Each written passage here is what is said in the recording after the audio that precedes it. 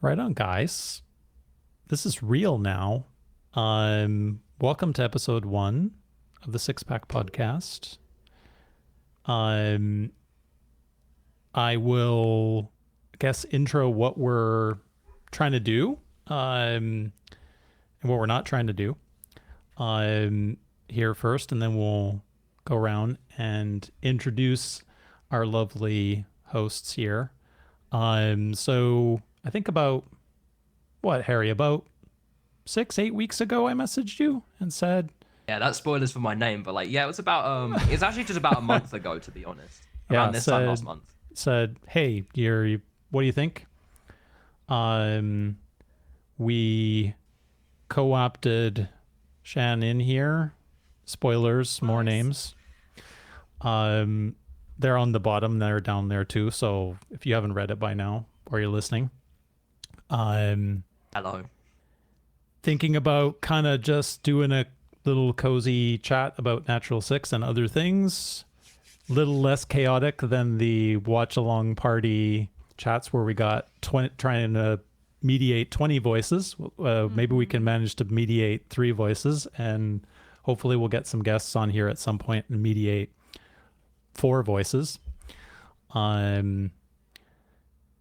So that's what we're all about. We'll see how things go. How many of these we can do, and how long we can keep going for. With that all said, I don't think I've got any housekeeping to do today, since it's episode Hopefully not 1. for the first. Hopefully not for the first episode. It's first just- episode housekeeping. We've got 10 things to rattle off. It's just one. It's just one episode. So we'll round table. This is kind of, I guess, practice for us for when we potentially have somebody on. Let them introduce themselves, and then we'll go through a couple sort of basic questions about what we've been doing and how we found Natural Six and what experience we've had with D&D and tabletop RPGs as a whole. So, Harry, if you want to kick things off, who are you? What are you doing here? Yeah, hi. I'm Harry, the moderator. Not the DM. Not that one. I'm not nearly as skilled to be that one. Yeah, hi, I'm Harry. So, I am one of the moderators on the Natural Six Discord. Like, volunteer moderating, looking through the channels, making sure things are all kind of happy and peachy. And I host the watch-alongs along with Doc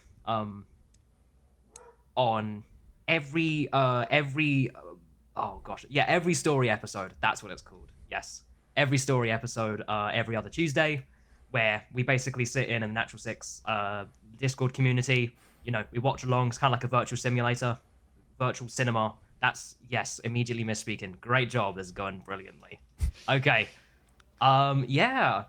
No, but it's honestly a really fun time.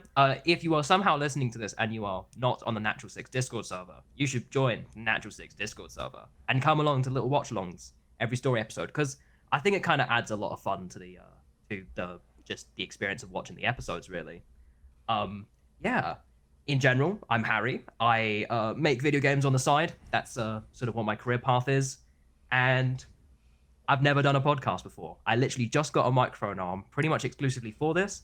And in the process of setting it up, I did nearly knock out my kneecap because I did not realize it was spring-loaded. So, no, if you get a Rode PSA 1 microphone arm, it's spring-loaded. Do not cut off the little zip tie like cable without grabbing onto it. Important advice from Harry. Great. Thanks, Harry. Shan, you're next. Yeah, so I'm Shannon, whichever, doesn't really matter. I'm just a little guy on the Discord server, just a silly little guy. Right now I'm Clive from Tekken 8. I may change that to Post Malone's Murder Circus or Shadowbringers. We'll see. The poll, unfortunately, Clive from Tekken 8 won the poll, so that's what I've been going as. Yeah, I just vibe. I go to the watch parties, which are really fun for like lots of watch party memes specifically for the watch parties, which I think are very fun. They do get chaotic though. Boy, do they! I mean, I'll just sit there kind of like while everyone else tries to talk over each other because I ain't getting in that. Yeah, we try our best to keep everybody on track there. Yes. Excellent. We do try. Thanks, Shan. We try. So last but not least, I'm DrKagon. I do sort of in the Natural Six community area already mentioned. I'm helping out with the watch parties. Have been there sort of, I don't know, episode 3 or 4 when I noticed that we were doing them. And I do SixPackpedia as well with the glossary and the roly-poly stats and all of that jazz.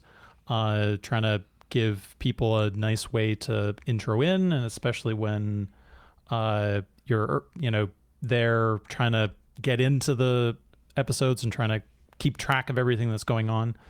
Trying to do that and drive lots of hopefully new people to both the Discord community and to Natural Six as a whole. My day job, I'm a scientist and software engineer, and sometimes game investor, depending on the day of the week and what I'm doing. And yeah, I guess that's me. While Shan deals with her stuff. 5 seconds in and I already had somebody ruin it. So it's all right. It's all right. It's she good. wouldn't even tell me what she wanted. She just walked away. I'm gonna have to answer the door here shortly, hopefully, which will be fun. Harry and I'll just be like, "Don't worry, we got the whole this. time you're gone. Don't worry, we got this. We will ban. We will ban." Yeah, it's keeping everything rolling when you're down to 2, right? When you're by yourself, it's the tricky one. Yeah. So cool. Yeah, that's me. Maybe I'll start the next sort of segment here and just how I found Natural Six in the beginning, really. And then we'll throw it round the horn the opposite direction. I had played so I've been to cons here, gaming cons in the UK. So I've been in the UK for about 21, 22 years now, originally from Canada. And I've been going to gaming conventions mostly for indie games for about 5-6 years now, off and on. I did quite a few before COVID and then stopped going, obviously, during COVID. And then I just kind of picked that up a little bit. I did not go to EGX when Natural Six did their sort of session, I guess, 0.5. Yeah. So I wasn't there at that EGX, but been to few of those conventions, and had played an indie game called The Excavation of Hobbs Barrow, which has Samantha Baird in it. And after her performance there, had followed her on Twitter, and then she announced that she was in Baldur's Gate 3, which came out about a year later or so. And she had retweeted, didn't know anything about Natural Six, didn't know much about the rest of the cast, frankly. I mean, at that point, I don't think Final Fantasy 16, I don't know exactly when 16 came out. Last it would have June. just come out. Yeah, like a little bit after BG3, I know, right? too much. Yeah, a little bit. So didn't know Ben, didn't know. I think I had seen Holly before on PlayStation Accesses and some stuff there, but didn't really twig to any of that. And so Sam had retweeted, I think, something from Ben saying that the Kickstarter was funded. I was like, it's been a while since I watched a sort of actual play. it'd be kind of cool to get into one at the ground floor rather than one that's been going for 6-7 years and has like hundreds of hours of content in it. And then kind of the rest is history. So unfortunately I didn't get in early enough to be in the backer group. But yeah, managed to come in and watch that first episode on Twitch, which was a thing. Lots of chaos there on that first episode, which was great. And yeah, the rest is kind of history, I guess. Shan, you want to do your thing? Well, sure. So, I mean, technically, if we're gonna be technical, if I had to pick a person I knew from this thing first, it would be DrKagon. So it was. I preface with that on purpose because I came into this project the way a lot of people came into this project, and it was because Ben Starr was memeing on Twitter. I played 16 at launch on my PS5, and I followed him because he was weird and funny, and I was like, I was watching along, and I saw the tweet about it, and I saw that Doug was in it, and I was like, sign me up. I love Doug, because I didn't finish The Witcher 3, but I played The Witcher 3. Does anyone really finish The Witcher 3? No. So I was like, yeah, I'm interested because I had listened to the first arc of the Adventure Zone, the Bureau of Balance arc, which is great. I kind of fell off in some of their later ones. I think it was called Graduation. Didn't love it as much. There was something about that Bureau of Balance arc that was like, because I'd never played D&D. I was a casual gamer and then a gamer and then this. So there was, none of that. I wanted to get in a Critical Role, but that was, again, like I missed that train. So I was like, yeah, perfect opportunity. It was the same thing. I did back it. I wanted to do a higher one, but I couldn't justify it at the time, and I'm really sad because I had no idea how much I would actually end up liking it. But I've kind of obviously fallen for the whole 6. Oh, and I knew Harry McIntyre even longer than DrKagon because I watched The Last Kingdom back when as it was coming out. Okay. He is very nice. I'll put it that way. It's always nice to see Harry and be like, yeah, he played a guy. He certainly played a fella.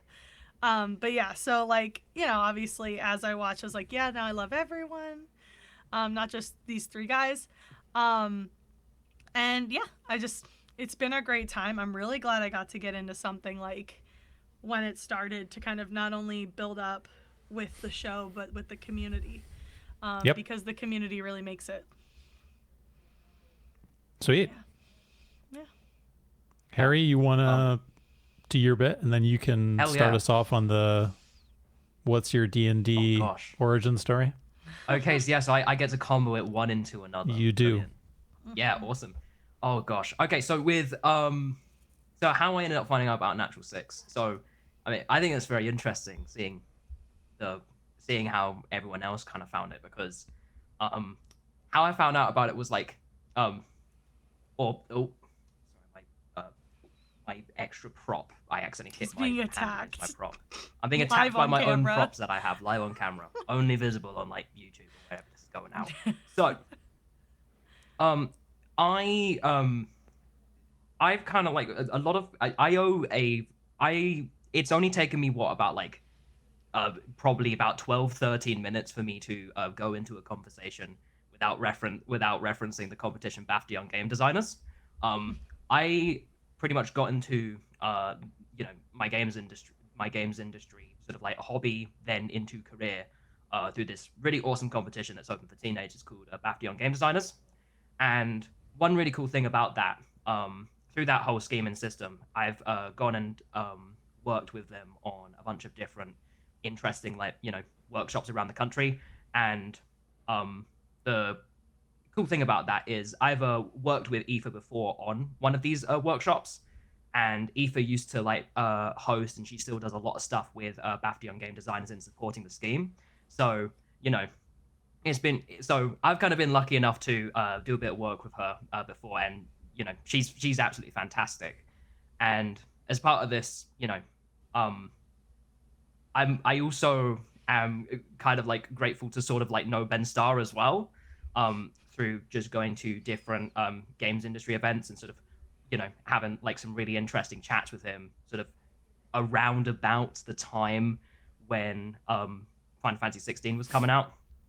I would say in that little conversation I was having with him, I actually asked him a little bit about D&D and tabletop things, because I've always found it really interesting that like performance actors in the games industry and Dungeons & Dragons tabletop role-playing games, they are such like a good natural fit in terms of being good avenues of exploring like games design and story design, especially because again, all these people are actors. They love a good bit of that theater. Ben especially, if you've Ben seen, especially, yep. Mm-hmm. Ben especially if you've seen like anything on his Twitter or any of his presence that just exists. We were talking about that. He vaguely mentioned like, oh yeah, that there was going to be some kind of D&D thing he was interested in doing, and I was like, oh, I'm gonna wait and hold on. I'm going to wait until that happens. Then October comes back around, and I was helping run some stuff at EGX in 2023. Saw the Natural Six announcement, and I mean, it was pretty awesome. First of all, I was really surprised to see Aoife on it, because I was like, we literally worked on a workshop a month before, and I did not know this. Good gosh. It was really cool seeing everyone there. Like, I've seen Doug in like The Witcher. Alex obviously, like I think Phantom Liberty had just come out by about then as well, I think. And I've weirdly like kind of being like the youngest one here, I've been watching like some like PlayStation Access, and would have seen like Holly around like when I was still like going through like secondary school and like growing up with the thing. So that's quite wild. But I was the moment it was announced, and also frankly the moment I saw that Alex was playing a kobold character, I have a kobold character that is very close to my heart called Kill the Kobold in our Icewind Dale game of D&D. So I know like the perfection of playing a kobold character, and just Alex chose correctly. I was like, I'm gonna make sure I go to this. I'm gonna make sure I catch him afterwards and say, you're choosing great. Kobold players unite. So that's kind of how it got there. Oh, also one thing that I completely forgot is I'm a massive Xenoblade fan. So then seeing like Harry McIntyre being the GM for it, and I'm like, what the We fuck? keep forgetting Harry McIntyre in all of our stories. We're forgetting quite literally the most important person. We love I'm you. so sorry, Harry. We love you. I mean, Harry and Noah and Xenoblade 3 is just like fantastic. And so just seeing it was like DM, that's like the head comes off my head, spins around 360 degrees moment. And honestly, the rest is history. I am back a number 3. I am back a number 3 on the Kickstarter. I wonder what number I am. Probably not. You can check high. it. You can actually check it on Kickstarter. Maybe you should do that. ADHD time. Let's go. Yes. You're like the OG then, Harry. Yeah, he is the guy. I know that it's a wild flex, but I just have to get it. I just have to put it out there because it's just fun. But yeah. Oh gosh. And D&D cool. origin story. D&D origin story. Here we go. Wow. We kind of have to go like even a little bit further back. I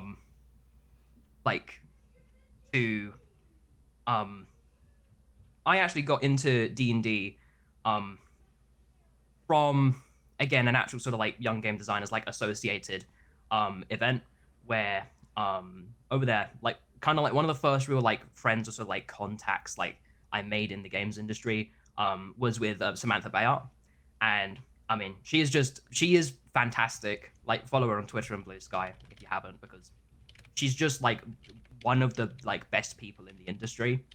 And I had been interested in D&D, but I wasn't really too sure about it. It always seems, oh gosh, sitting down in a room for like 2 to 4 hours and like talking about things. Oh my gosh, that sounds terrible. I am very introverted. And I mean, she basically recommended go check out these Oxventure guys down in EGX Res. Okay. It was EGX Res 2019. Okay. I believe 2019.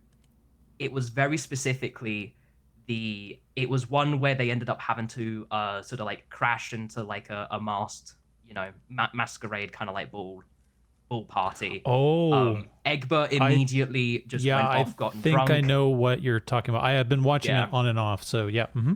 It was a live show where they, had a plan, immediately went off the plan. There was never a plan in the first place, and it was honestly just, I didn't know what the hell was going on in terms of the mechanics, but just in terms of the yes-anding and the, just everyone being able to sort of do a collaborative storytelling of the players being able to just yes and that kind of like freeform structure, rather than it being like, no, you gotta do, you can only do these very specific limited things. Yeah. That are like kind of like railroaded. Felt like a very freeing thing, and I wanted to have a good go at that. So throughout 2020 I sort of started a little bit of D&D. I hate maths so much. And yeah, I'm a game developer, but I hate maths. I don't know about this game developer career if you're hating math. So Barry, here's the thing. It's called being like, it's called being a systems game designer and a producer, which is I make game code and then my programmer friend Ollie hates me for it. But we get it done. But no, that's going off the point. I really struggle with a lot of just like adding up. So sometimes it's been like, what the hell is 18 plus 2? But so I've slowly gotten better at that. But I found that, I was sort of bouncing off of it a little bit. And I actually found that Oxventure, sort of like feeling, that real feeling of like, oh, I can actually just say and do interesting and fun things without being limited, came from, again, Oxventure learning about when they did their Blades in the Dark series. That was a fantastic system. It's a fantastic system, a great setting and concept, doing heists in a steampunk setting where like, the sun exploded and like the world is filled with demon ghosts and everything's powered by Leviathan blood. Hell yeah. Dishonored, I love that. I found this really lovely community that's called the One Shot Club, who they're on Discord, and they run open table games or very like one-shot focused, like one-shots for different systems. They had a great big Blades in the Dark open table game with multiple GMs, and I played through that as my boy Gil Collateral, pirate lawyer. He was Phoenix Wright crossed with friggin' Jack Sparrow. Dumbest character I've ever done, but was so much fun. He was basically just a master like luckster of just getting incredibly impossible odds, like to the point where it was just like getting silly, but in like a great way. And that really like honed me in and helped me know that's what I fudging love about D&D. And through that system, I actually found my current table I play, my favorite D&D game in so far, where I'm a Minotaur artificer called Hifea. And she's a Minotaur who is a master pottery maker, and she breaks the pots kind of like Link style to release like magical energy because she's a bull in a china shop. Nice. That's my D&D origin story. AKA, thank you so much, Sam, for being the butterfly effect that got me here. That's great, buddy. That's fabulous. Shan? So, my background with D&D is not as illustrious. Like I said, I listened to the Adventure Zone and the Bureau of Balance, which is more traditional D&D than some of the other stuff they've done. I participated in a single one-shot at my friend's. I was staying over because I don't remember which event it was. I was staying over for some event. And they were like, okay, well, we want to include you. So we've made you like a character or whatever. We'll let you make a character. And, you could just help this one time. And I was like, cool. So I was some sort of, I think I was like a gnome or something, like a rogue gnome. And if I remember correctly, I very quickly went invisible.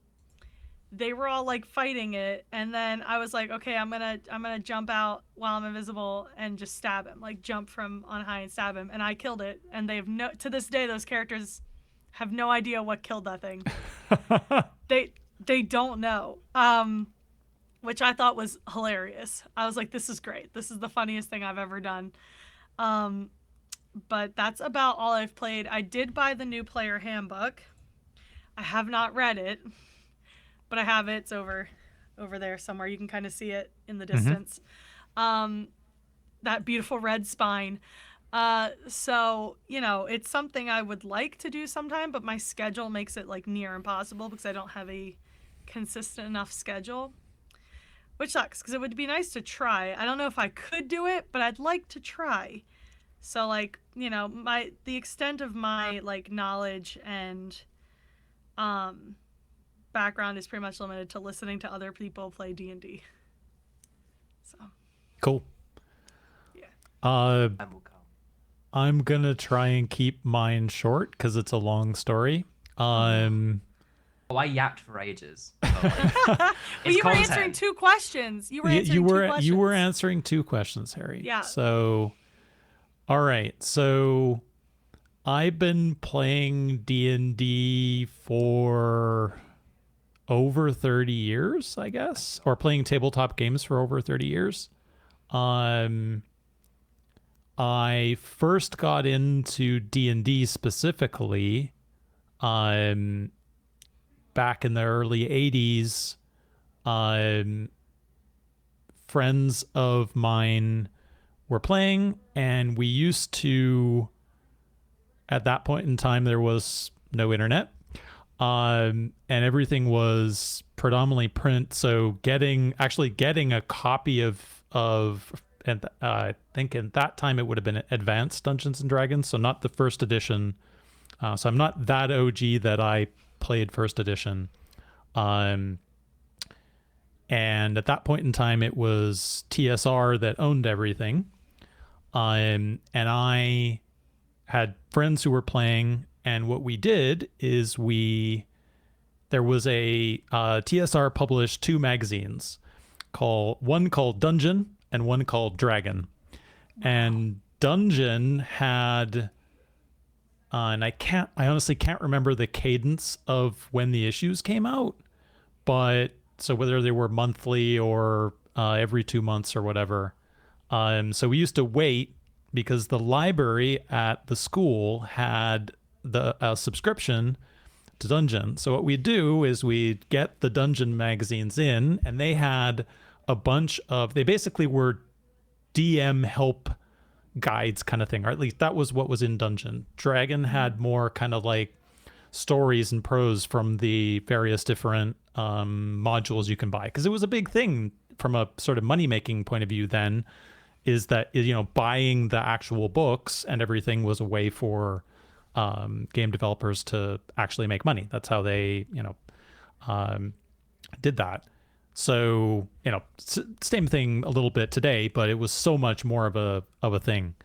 So we played all of these sort of things during the 80s, based on the little sort of mini campaigns they were like 1 or 2 pages. I'm sure my mother still has like photocopied versions out of the Dungeon magazine somewhere in a file box somewhere. So I've been playing D&D for a while. I didn't play for a long time, really until the late 90s, I would say, which I think was 2nd edition, or maybe even 3rd edition, in some of the original D&D games on PC. So original Baldur's Gate, Baldur's Gate 2, Icewind Dale, the sort of original BioWare games, and then got into other systems when I was a little bit older. And more recently, probably for the last 10 years or so, haven't played any D&D, but have been running a long-standing game for about 6 or 7 years now. There was a bit of a hiatus in the World of Darkness system, which is Vampire the Masquerade, which is a completely different way of kind of approaching a tabletop game. I played a few different types of systems over time. There was a group when I was still living up in Scotland that used to run games. And yeah, I've been DMing World of Darkness for 5 years or so now. We play off and on, sometimes once a month, sometimes a little bit more frequently. And then in terms of kind of Let's Plays and stuff like that, I watched the original roleplay series from JP, which predates Critical Role, I think, by about a year, maybe 12, 14 months or so. It's kind of the, I don't know whether you could say original, but one of the first sort of Let's Play live stream. So that's like 2012, 2013, I think. So just over 10 years now. And really got into that. But then, yeah, you miss a few and all of a sudden it's, 20, 30, 40 hours in. At least they ran campaigns in a kind of shortened group. But it was lots of content creators. So really wide cross-section of different people with different D&D experiences. Lots of people who've never played before, which is one of the reasons why I like the Natural Six group, is that it's a great resource to point other people who I'm playing with who don't have, like me, 25, 30 years of experience playing at this and say, hey, this is okay. They're actors. It's different, but it's a really nice exploration of how to play the game and also how to play the game that's not combat heavy. And as you can probably tell by me preferring to do World of Darkness rather than D&D, in general, I'm not a particularly combat heavy role-playing player. I'm there for the story and the interactions between the characters more than anything else. So for me, that, Natural Six totally fits the bill on all that. So yeah, that's me.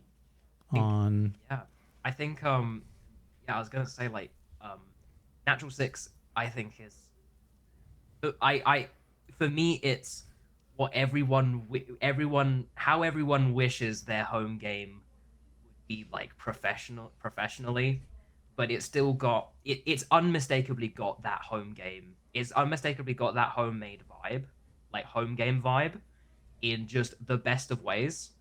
Again, because so many of the people in Natural Six, they've come and said, like, hey, we are totally new to the game, or have been coming back from the game after taking like however many years off and break. But it's I think it's a really good resource, especially to point people who haven't played D&D before, or like new people, on not only what are some of the interesting twists and sort of like kind of stories you can tell in a heavily sort of role play kind of thing, also showing that you can go from being a complete beginner and you can still absolutely like sit in and absolutely rock the entire space, and be just still be really, really good. Because the biggest thing I've always had, my biggest learning curve, which I still kind of have to get quite a lot through, is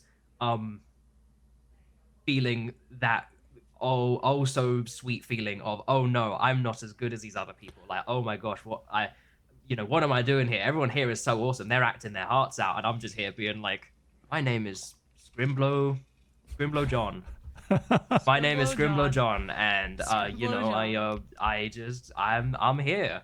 And meanwhile, everyone's saying like some of the most raw like one-liners in history. Just being like, I will kill you. But I think the fun thing also is just knowing that like that kind of feeling which you have, other people feel like the same exact opposite way. So that line of "I will kill you" will end up sounding actually be like, "Damn, that's a good one-liner" from like the other people at the table. Even Yeah, I'm just trying to think. I probably played at the table with over 100 people at this point. wow. Maybe, yeah, about that, between 100 and sort of 125. And yeah, the Natural Six group has pretty much all of the different types of people. I mean, everybody's different, obviously, but it has all of those kind of types of Player individuals, archetypes, kind of. player archetypes at the table. Positive And archetypes. yeah, I mean, positive. It has all the positive archetypes. um, and yes, I have had to throw people out from tables. I have had to ask people not to return. We have had fights at tables, all that kind of stuff.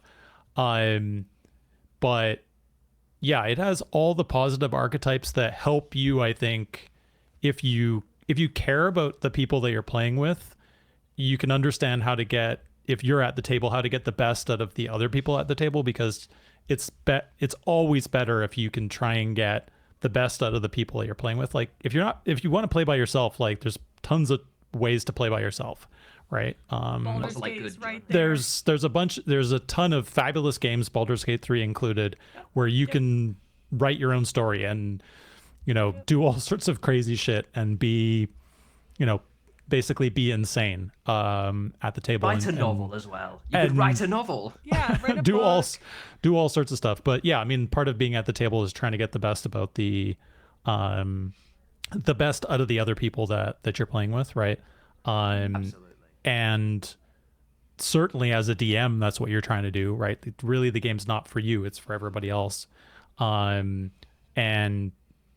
that, you know, that vibe is really, you can really see that with the stuff they're doing. It helps that they're all good friends and there's a level of trust there too, right? And that's hard to, especially if you're doing like you're trying to do, Shan, where you go and you play with, and I've only done this a few times, where you sit at a table with a bunch of people you absolutely do not know.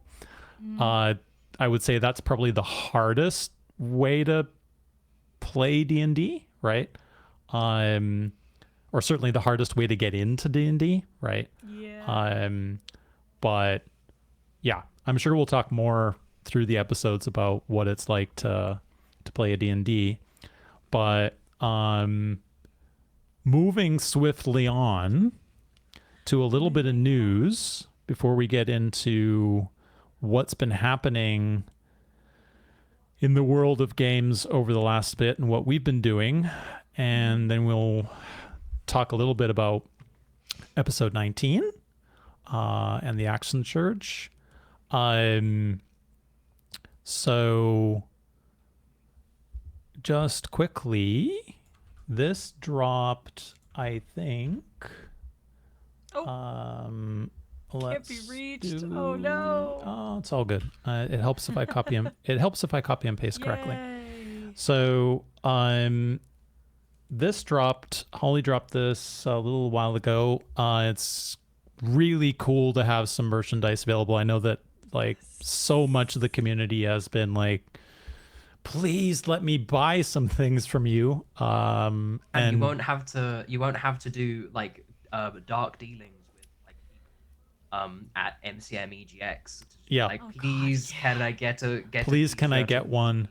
You do have to like be in a time and place, but you don't have to physically be in a time or place. And yeah, I'm so I think grateful. much more lenient. Holly was saying here in the details that they're gonna do some drops where basically limited runs of stuff. I am assuming that they're all gonna ship from the UK.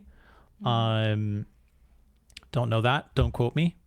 But yeah, it's great and the artwork is absolutely fantastic. Like, It's so cool. just really, really impressive. I sent it to a friend who does do D&D. It has like he knows pretty much the whole cast, but doesn't like watch it. He just listens to me talk about it.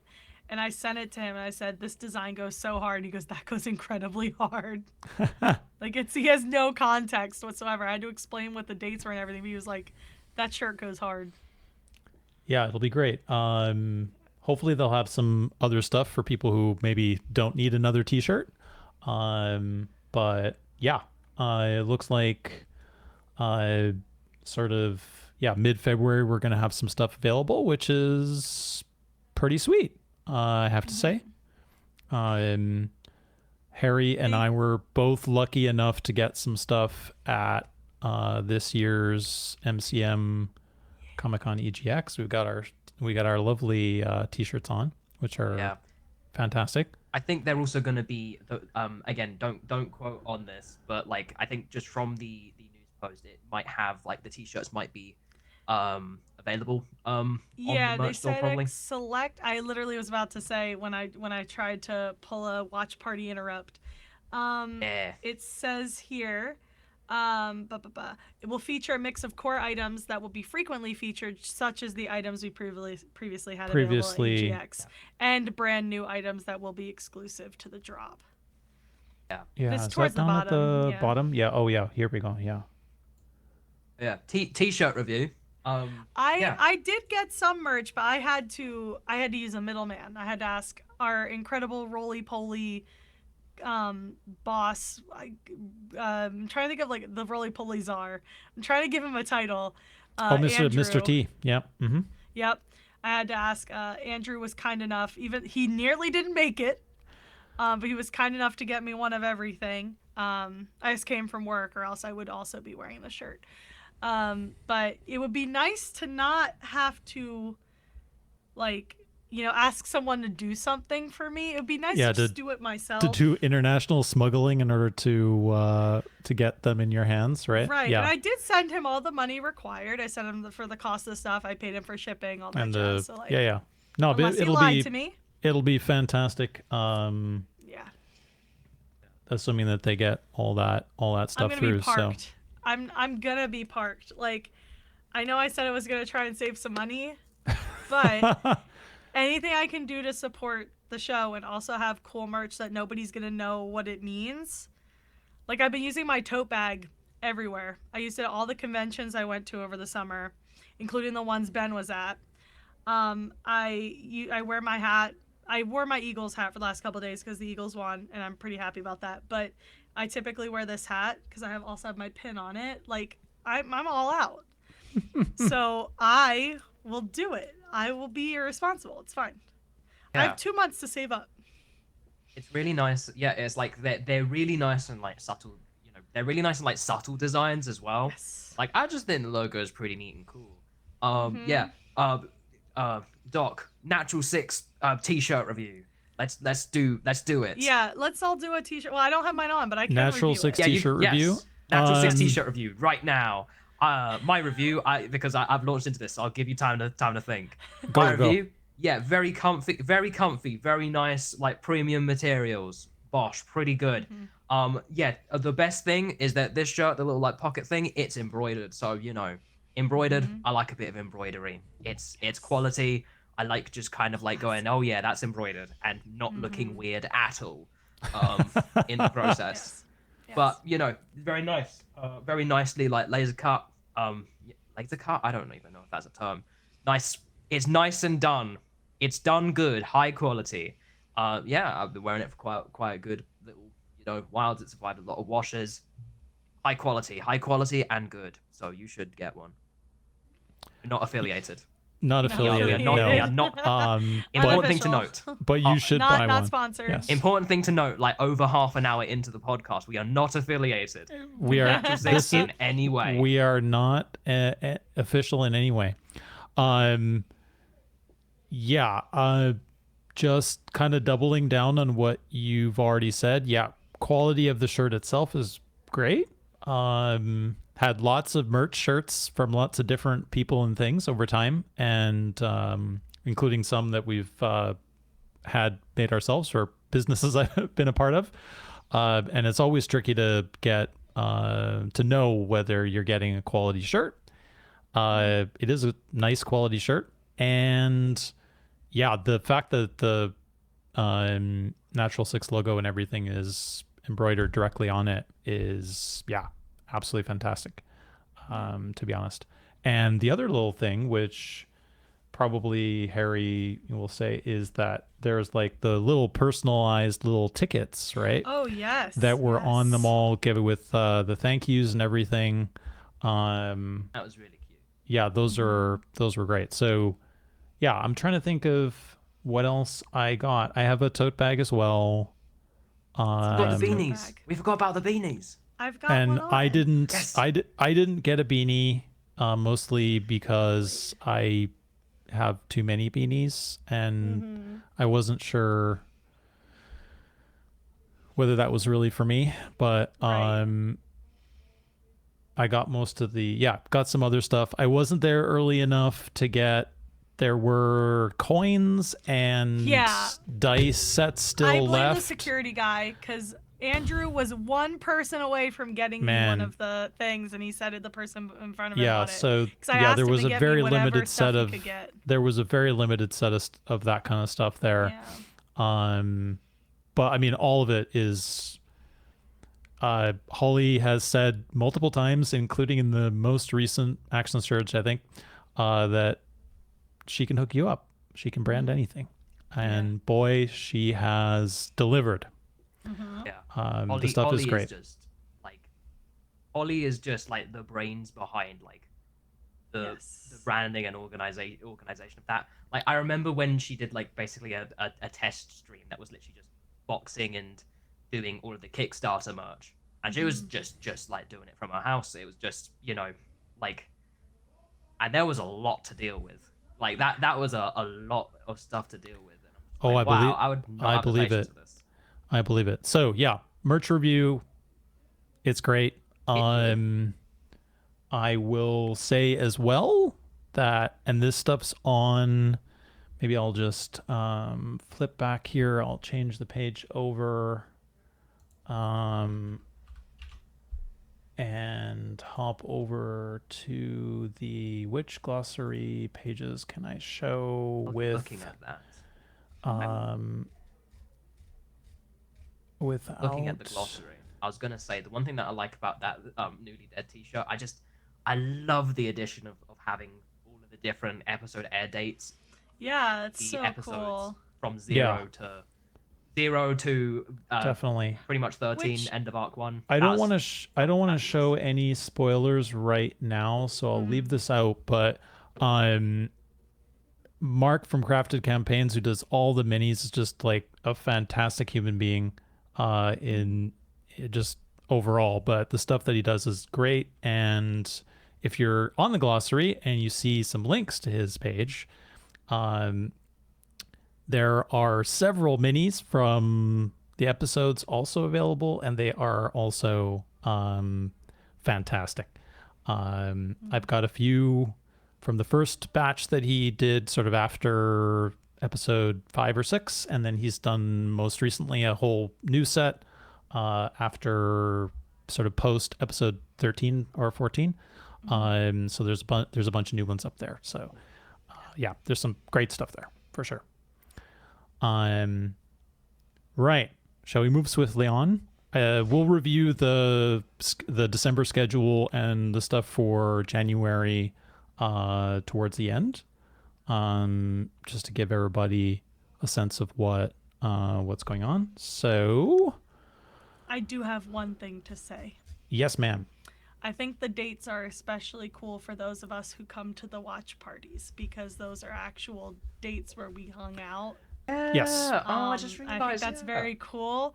Yeah, like I've missed a couple because I had to be at the Bucks. But like for those of us who've been to like a bunch, if not all of them, it's kind of cool to have like a shirt with all the dates that we hung out or like things happened. Because like I still haven't watched Dreams of the Dragonborn yet. It's hard enough to keep up with the normal episodes, which is why I need to be at watch parties.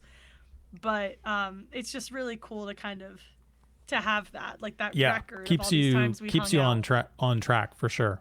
And yeah, it's amazing. I think and we will move swiftly on here in a second. We will.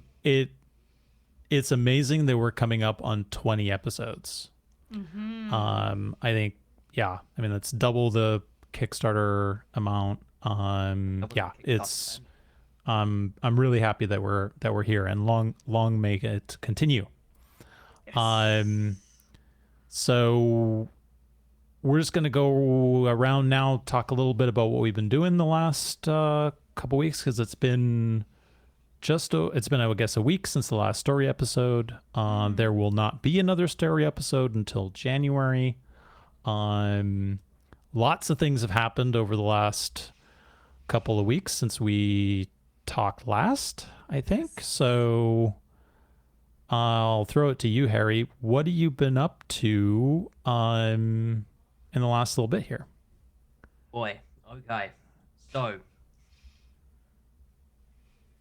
jumping in with this one. Okay, so this was going to be the bit where I talked about Final Fantasy 16 because, hello Jasper. Hello Jasper, if you're listening to this. Thank you for getting me Final Fantasy 16 for my birthday. Do we need to put the spoiler tags up? Not yet, because this is the bit where I pivot away from that. Oh, he's pivoting. Because you unlocked the Harry conversation dialogue when you mentioned about like World of Darkness. Mm-hmm. Because what I've been watching recently, or what I've been checking out and following recently, is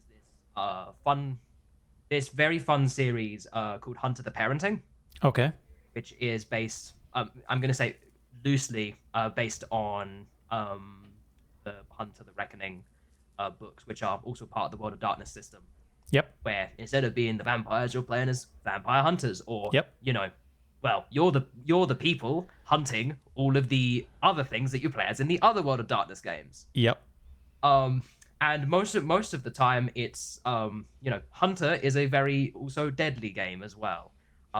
Because it turns out that World of Darkness lore goes wild. World of Darkness lore goes wild. Yep. And Hunter the Parenting, it's a animated series. It's an animated series / semi chronicle by Ogre Poppenung or Alpha Busa, who they originally created this series called Warhammer 40k if the Emperor had text-to-speech. If either of you have heard of that, but it's essentially that was essentially a parody series, parodying 40k, and showing some of the wildness and craziness of like the plot and lore of that series, while also trying to continuing it on. Long story short, Games Workshop had some policies which meant that they couldn't continue using like that license anymore.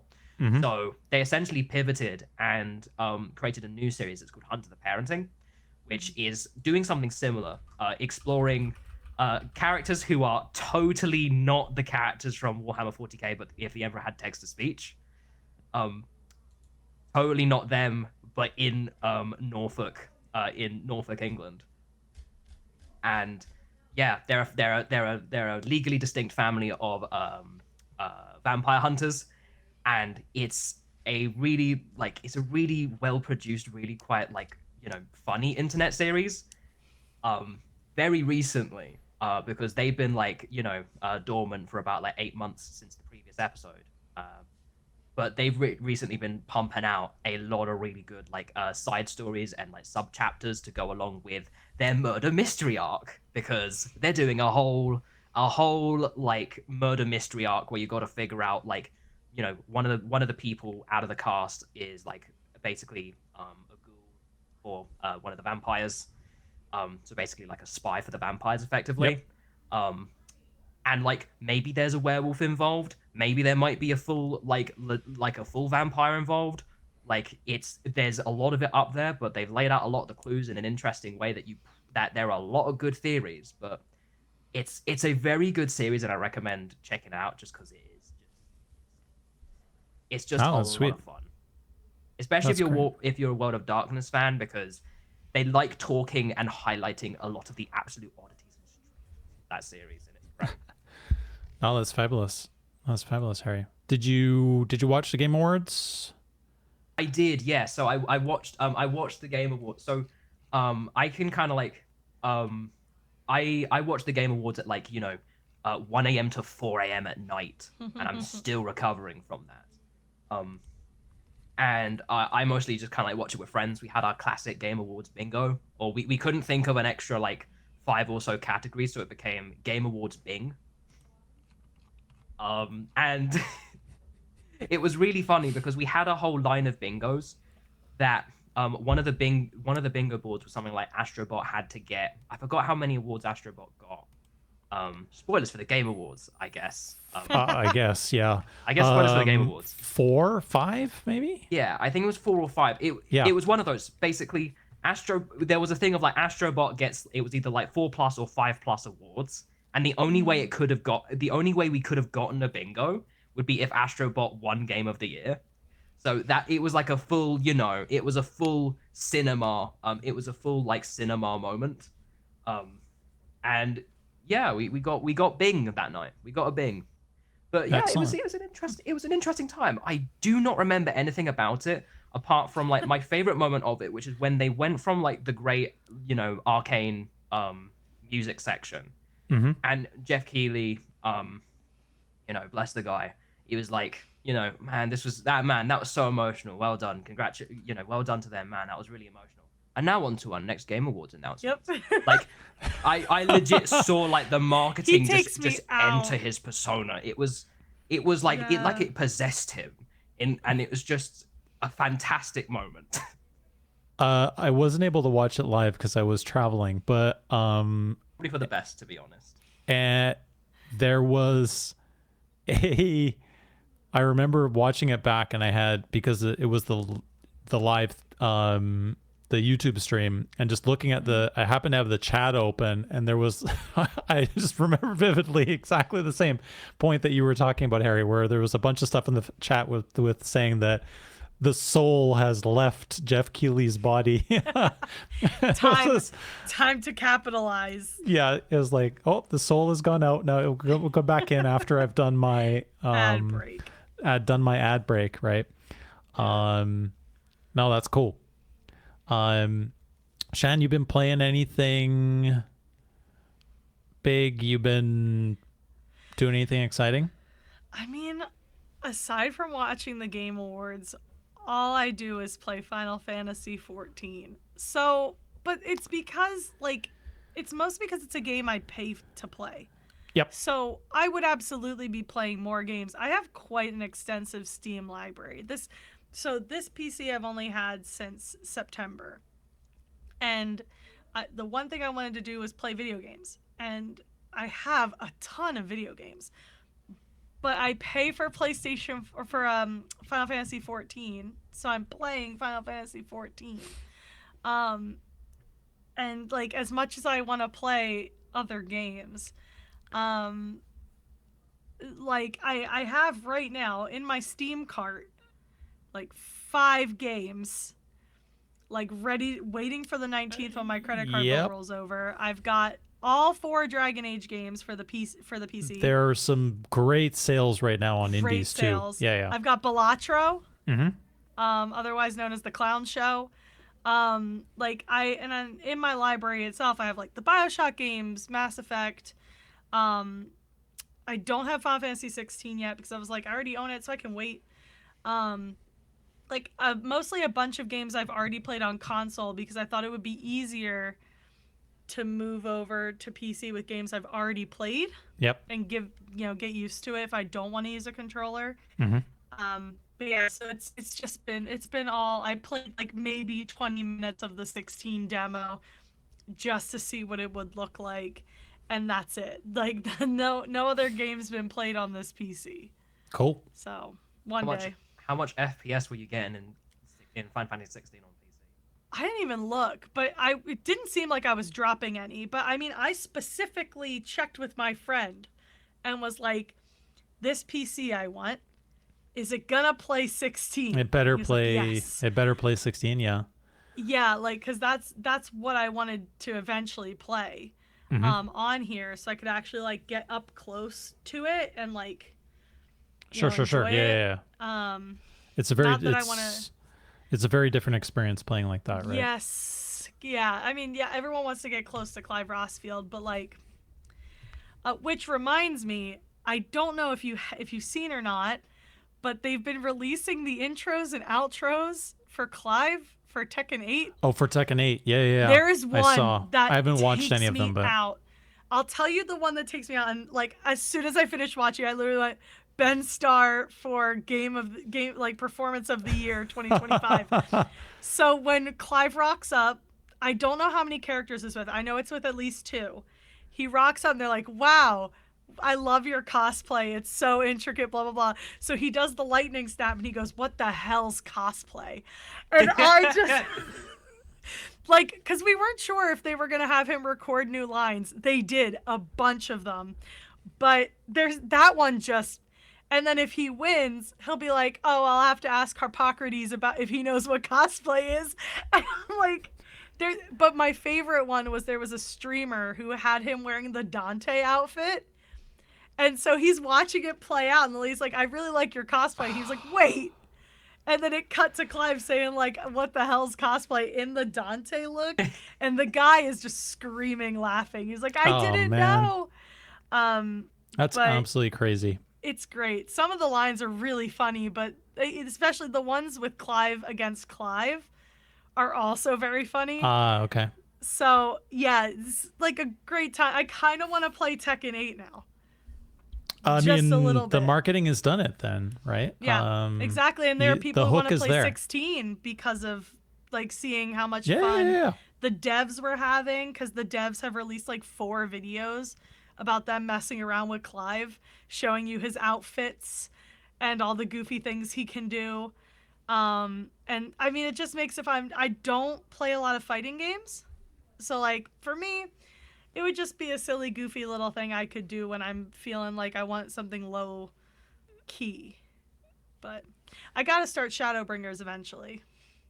Tataru is sitting in the Rising Stones begging me to come home and start Shadowbringers. I'm dancing around in my Santa glam, doing front lines and wondrous tales and just, messing around instead of doing anything with this game. What is your what's like your main classes? Black Mage. I am level 79 Black Mage, and I haven't even started Shadowbringers yet. Oh boy. So I'm gonna kill everything. I'm gonna be blast right through that.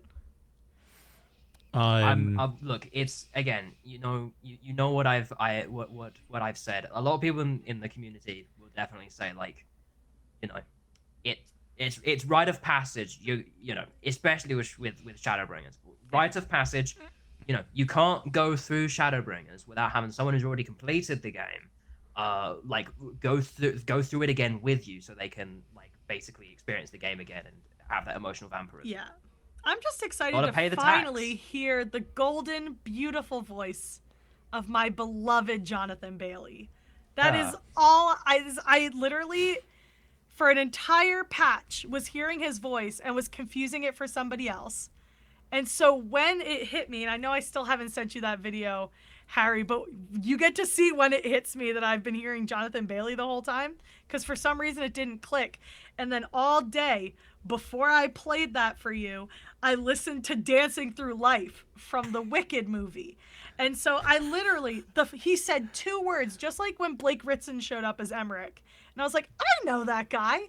He said 2 words. I was like, wait, that's been Jonathan Bailey the whole time. I thought it was Ardbert just, hacking into my brain and stuff. No, it was Jonathan Bailey the entire time, and my dumb, obsessed brain somehow missed the memo, went right over Jonathan Bailey as an option. Went right to Gendry. Like, I keep forgetting his real name. It's something Dempsey, right? The guy who plays Gendry in Game of Thrones. You've never seen Game of Thrones? That's actually a shock. The guy who plays Ardbert is a major character on Game of Thrones. Something Dempsey, but anyway. I think it's Joe Dempsey. Joe Dempsey, yes, thank you. That's him. Yep, he plays Ardbert, my beloved.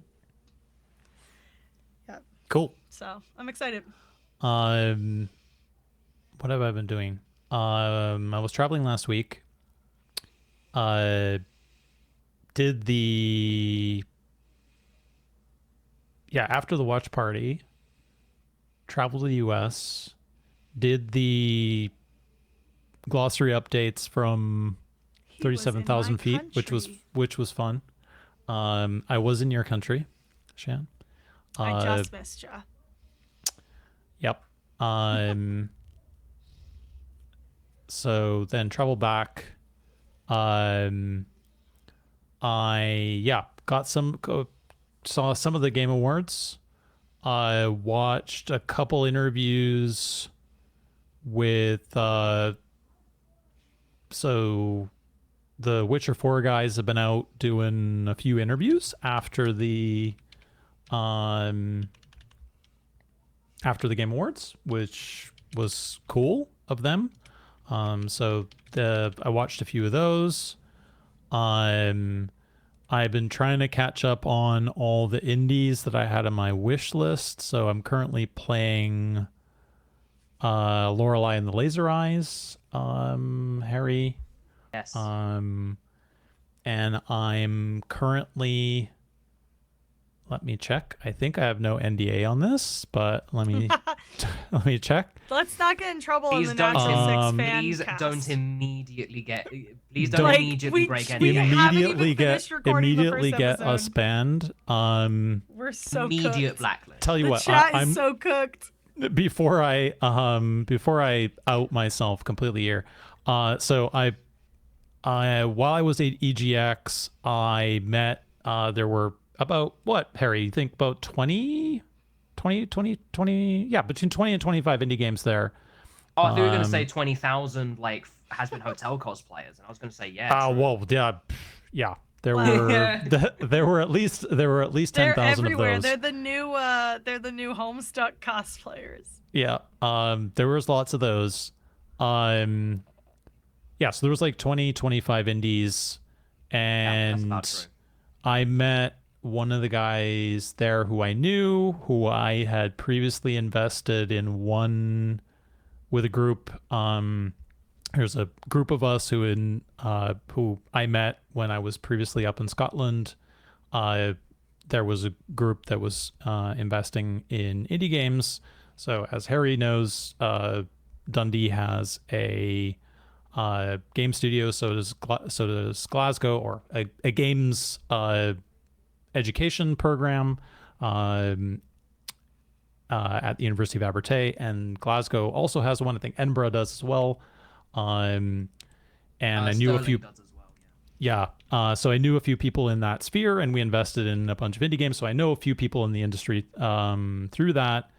And I have been beta testing a game, which has been fun. So I've been doing a bit of that. And yeah, I think that's it, really. Highlights. I'm trying to wind down for the rest of the year. Made some updates to the pedia yesterday. I'll make a few more. I think Mr. T has just informed me, so we're recording this just after Accent Surge on I owe Tuesday the 17th. Roly-polies now. Are you behind? I'm going to. Yeah, so I'll do some updates here for the final Action Surge of the year. And Sorry if you hear Daisy upstairs. I know she's loud. we Oh, the can podcast. it's what people pay for.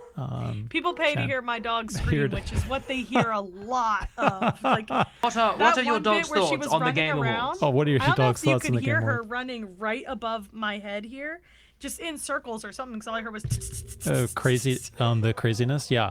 So She's so yeah, loud. I made a few updates, so I'll announce those probably tomorrow, which I guess will be Wednesday. Some nice stuff, feedback from Holly that we managed to work in, as well as feedback from a few other people. So we got some cool stuff there, which I will announce in the Discord tomorrow. I think that's it. So, shall we talk about episode 19? Oh yeah, we should. Shall I we should. put Yeah. I'll put my spoilers tags up here. Yeah, throw them up. So we got spoilers up. Throw 'em up. We Watch till got episode 19. Probably should watch up until here. Yeah. So if you Go care home. about what we've been doing, you've got to that part of the podcast now. And so we got topics up, we got all the goodies. Yeah, so Shan and I will do our segment, our special segment here in a second, which is always good. Watch party tradition now. Yes, one of For the each memes. episode. But what did we think about episode 19, guys? I mean, it's hard because I think the same thing that I think of every episode, which is wow. Is good. Good stuff. Yeah, this one was wow, probably in different ways. Yes. Right? Everyone is a different wow. Mm-hmm. My viewing experience for this was very fun, because I'm exposing myself as a fake fan of I'm exposing myself as a fake watch along fan, because I had to join in a little bit late, so like I missed the first hour and I've just caught up with He was late. most of that first hour, but I was late, so I caught most of the session, but it was like a hoot of just kind of like coming back in and then just having Radiant and Elowen like jokes about them being married straight off the bat, and I'm like, wow, we have instantly like wow. Did I actually have start? developed. Did I start viewing episode 27 rather than episode 19? Yes. Yeah. Have I? Clearly, they've made leaps and bounds that I was not present for.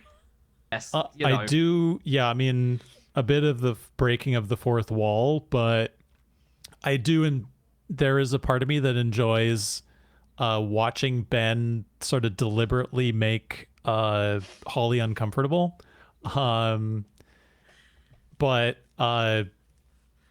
sort of on the in-character side, yeah, I mean, they got a lot of really important information. Just like kind of thinking about the glossary side, I think we're 15 entries for this episode, which is one of the largest numbers, period. So there was tons of info about that particular area of the world. I think we spent about like 10, 15, 20 minutes even before the episode talking about in the watch party about how basically the path that's taken them to get to where they are now. And yeah, they've been covering some ground geographically, for sure. Yeah, they've been hoofing it. I mean, they've got to, but they've got to be hoofing it. But Yep. yeah, they've been streaming. Just it's all click your heels and Click your heels. Yeah. But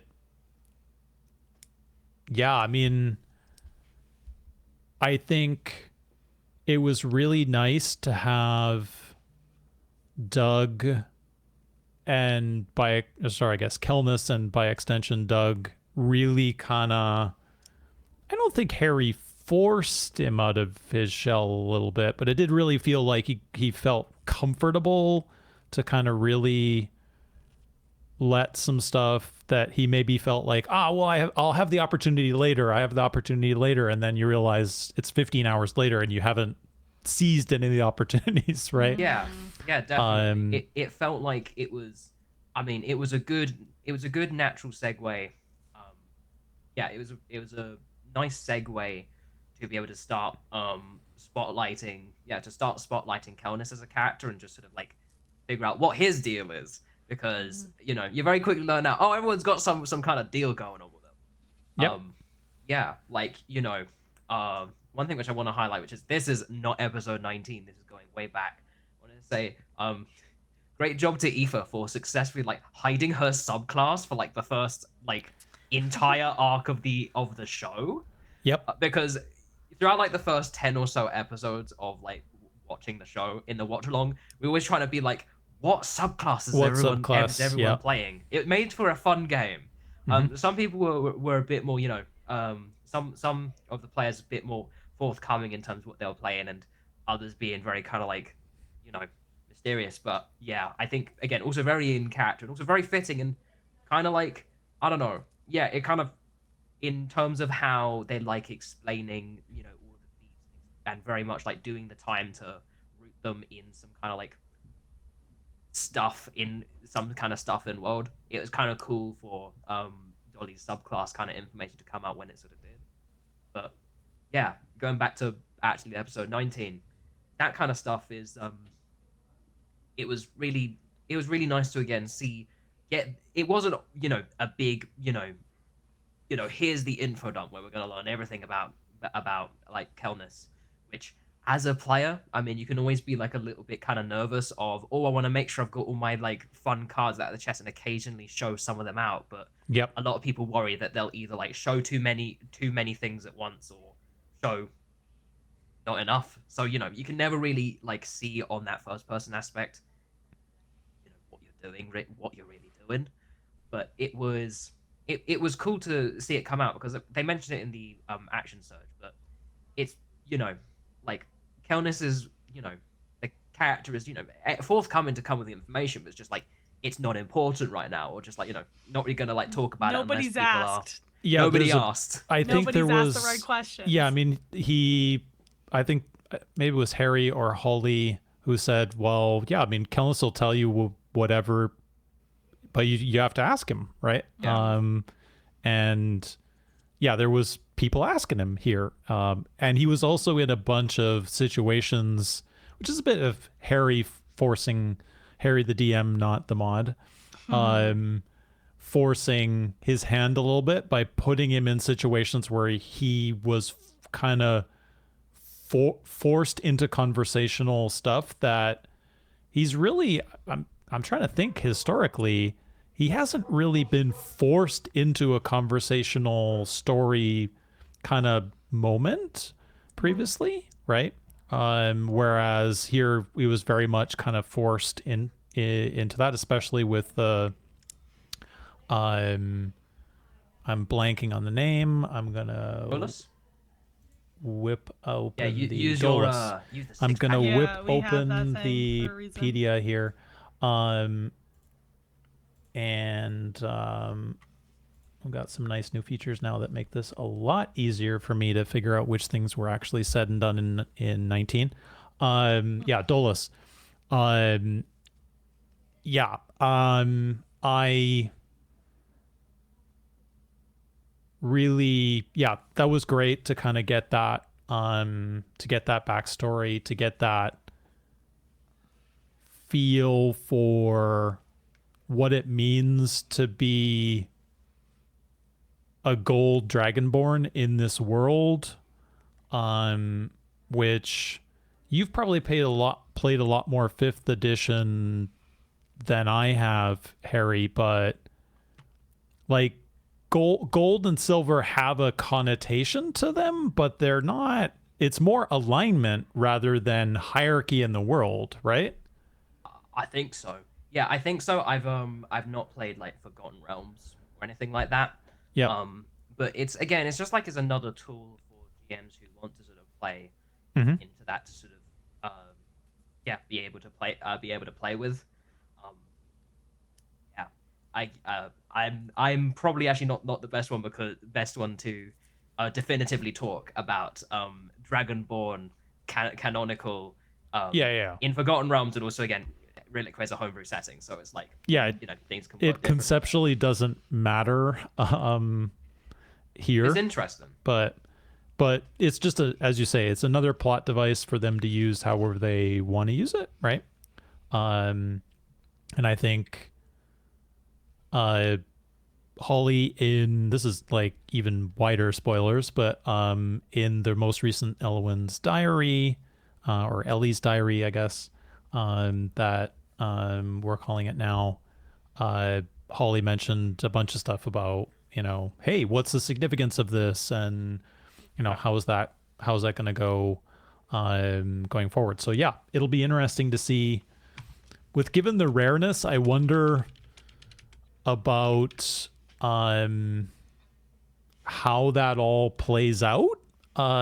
In like if gold dragon barns are as rare as we all seem to think they are, how is Kelnis going to walk into the sanctum and not just be like spotted instantly? That's true. But I guess they're going to have to work that out regardless. So I guess we'll find out. I don't remember, like, I know there was a whole stuff where, Kelnis was doing stuff with, like, armor. Like, I don't remember. Are they, like, still doing the, kind of like, that druid rule where, like, druids as a class just don't wear metal armor? Like, because I remember they talked about this at some point. I don't remember what they actually did. If I remember correctly, for the 2024 Player's Handbook, that stuff has been relaxed, Harry, because they did have a discussion about this when they were talking about the armor that he got at the end of 11, maybe? Yeah, I think that's the one. Yeah. Also, Harry, you can do your best Ben Starr microphone impression and get that thing closer to you. There you Not go. too close, not too close. Not too close though. Not too close, but Please, we can't do this in Nope. our first Nope. episode. I mean, I know we have a topic coming up, No, but that's we all good. cannot do this in our first episode. Is this better? Sorry, this microphone arm likes to just slowly I know, rise. Oh, yeah, you don't want to slowly get rise? No, smacked you're- in the face you're either. Like, yeah, we've you're already almost absolute- lost your knee in the war. You're absolutely fabulous. So yeah, I think maybe the other thing is that, and we talked about this a little bit before I had to go in the watch party, about the ease at which this person just kind of appeared and what Showed up. significance that Yes. has. Is Dolus a spy? Is Yeah. Dolus a spy? Like, jury's still out. But okay. Again, in the action surge, I mean, Ben, a couple of them are on team, like suspicious. Mm-hmm. But like, I think it was interesting, like, especially hearing from Ben in terms of, like, knowing that that's possible. It was sort of like, yeah, I'm gonna like, use the power of kindness to try and be like, I hope you're not gonna do this because I'm gonna we'll make ourselves really vulnerable for you. Yeah. As opposed to what he probably would have done previously, which is just like, don't betray us, you a-hole. Yeah. So the 'cause jury's still out on whether that's going to happen. I'd be interested to see if it does happen, because like, to be honest, again, especially after this episode, things ain't looking great. It's like the gang have chosen probably the worst place they could go to, but it's also like, it makes sense. It still makes sense in terms of why everyone's like continuing to go there. It's going to be interesting to see how this goes down. And I see this going very poorly. I'm on team. This is going to go horribly wrong. Horribly wrong. And then I'm interested to see how it goes horribly wrong. I'm just glad Ben even brought that up, because it is really funny to watch him trust people. Like, I remember when Radian wouldn't trust a dang soul, was just like, everyone sucks, no one's trustworthy, don't talk to me about religion. Like, he's very, the gods are dead. Like, so it's very funny for him to be just like, yeah, like, I guess I'll take the backseat on this one. It's like, And it would be even funnier then if that's why I'm like, he's right. I'm always like, I am the type of player who's like, the most chaotic, also like ironic decision is like the one which I want to happen, just because I'm evil like that. But so I think, again, them letting their guard down for this one, being like, you know what, we're gonna take a chance at this one. We're gonna spend a lot of money and take a chance. Spend a lot of money, 500 gold from the Grenweird purse, and just be like, the coffers. yeah, the coffers, and just be like, we're gonna trust you on this one. And then Dolus to just turn around and then be like, Lamau. That would be just funny. Rafflecopter. I kind of want that to happen, just because, again, it would really mess with, it would mess with Radiant. It would mess with Radiant. We'd be like, damn, I shouldn't have trusted him. I'm gonna go back into my Gods of Dead days. Yeah, and if we love anything, it's messing with Radiant. Like, Oh boy. he died, and we were all like, haha, yeah. Yeah, We were like shocked, but then laughing because we were. Yep. You could, yeah. Of course, it's shot. him. Yes, shot by him the dying, and he came back. He got reborn, if you will. We won't be talking about the rest. We're not talking got about that better. today. I promised we won't. He got better. I promised He we died, won't, but I but he had to got say better. that word at some point in this. So there we go. It's a critical item that must be brought up at least once every episode, Harry. Oh, we've done Right. it. We've done it. Yes. It's come up once. If I say it anymore, I am getting kicked from the call. What did Right. we think about this fight from hell? Are we fighting? Are we not fighting? Let's let them run away and then bomb them with lightning. The most evil thing they've done. Honestly, yeah, the most evil thing that they've done. It like again, it's like, you know, seeing what they're trying to be like, yeah, let's try and be more kind. But these are like, again, people who've been basically involved in pretty much organized crime for like the past entirety of their lives, then deciding to try and actually like be nice and do mercy on the completely wrong people. Yeah. It's like the moment they saw them, they knew who they were. So they're like, well, these guys are dead. They gotta die. They gotta die. Yeah. And then them being like, you know what? Yeah. Again, Yeah. Dolly, bless her. Let's It have was a good attempt. Yeah, let's also, have like- Kelness to call lightning on them. Also, there was a comment on YouTube that also pointed this out, but also the guards would have ran away with Radiant's spellbook if that plan Yeah. went off. You would have had the notes. They had to die. Yep. I mean, this is also like the second time where they've been like, well, let's not kill because probably a bad idea to kill, and then immediately killed. Because it happened way back with the Gloam dwarven member in lady. the... Yep. Yes, where they were like, oh no, we're friends. And like, Radiant had the smart idea to try and like, you know... He rolled poorly on rolled an poorly. insight check, I think, right? Yeah. Yeah, and like just went downhill from there. And it's like, this is the second time, fellas. Yeah, so we The got some second good... time. We got good Kelness lore. We got a sense of his upbringing a little bit, which was cool. Because the only thing like we knew about it is, again, I just really like how it was played, and I do still I really like how, you know, Harry's managed to do a really good job at balancing everyone else is getting like little bits, you know.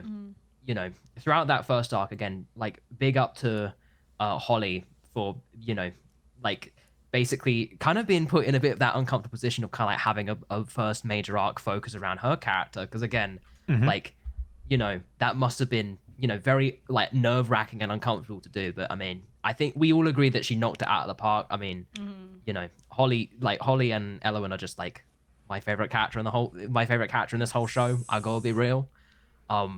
And like seriously, she says some like amazing one-liners every session. It's there's like a direct proportion to like the amount of one-liners she says to amount of like, you know, great attacks she gets in. That there's like a law of quips or something. Yeah. But the only thing we know about Kel beforehand, just it was in episode 3 when he just dropped the casual law bomb of the web killed my family. Killed my And family. ever since then, nothing else. Ever since then, nobody asked anymore. Nobody I asked. still We can't were just sitting remember there. what my theory was. I should try and go back and see if I can find it, because like when it came up, my first thought was, didn't I have a theory about this? I thought you said that he was the child. I don't know if I said that. I feel like I did say something about his family, whether his family was one thing or another, because then they brought back that guy's name. I might have said, but I feel like Hard to... all right, can't so remember. for those of you who are on the server, I'm going to look it up in a second while somebody else is talking. Yep. Somebody actually asked Holly. Now, I didn't get to this part in the action surge. I have like about 20 minutes, maybe less, left. That she had mentioned that she had a theory Yep. over who the child was. And just based on her response, I already know what it is. I'm not going to say it. I'm going to respect her wishes. But it was the way that she said, like, it feels very obvious. And It I feel feels like too many people obvious. have said it. And so I was just And like, we have girl, you don't even have to say it. we have discussed exactly that At length. At length. which I don't think that there's any reason to discuss it in detail here. No. Yeah.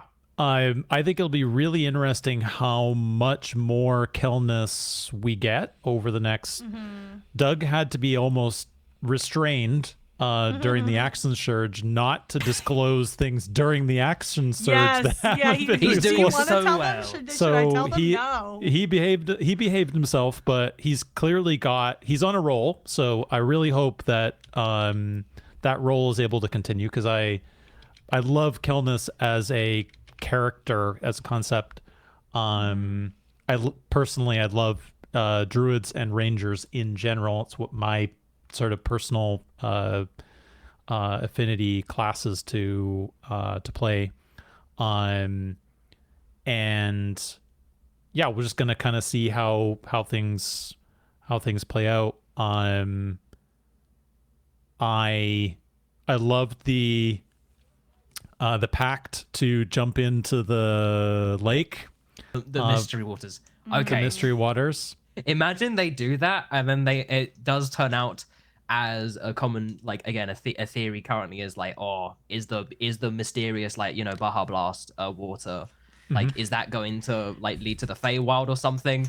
That would just be Yeah. so funny if they just jump out and Harry's just like, yeah, you two gotta leave the room now, and he's just gotta he's gotta. Like, he leaves the room, and then they end up like having to turn up at the fudging with Johnny Chiodini with Oxventure Weirdwood. Yeah, we haven't. That would be funny. We haven't had. Trying to think about events. We haven't had a please leave the room for. Ooh. Not yet. That 10 was during episodes? their deception. That was during Been a their deception while. era. They're in Deception their era. honesty era right now. Yeah, there's a lot of trust. There's a gentle, weak trust at the moment, which we'll see how that progresses, obviously. But yeah, there hasn't been any please leave the rooms for quite a while, and there hasn't been,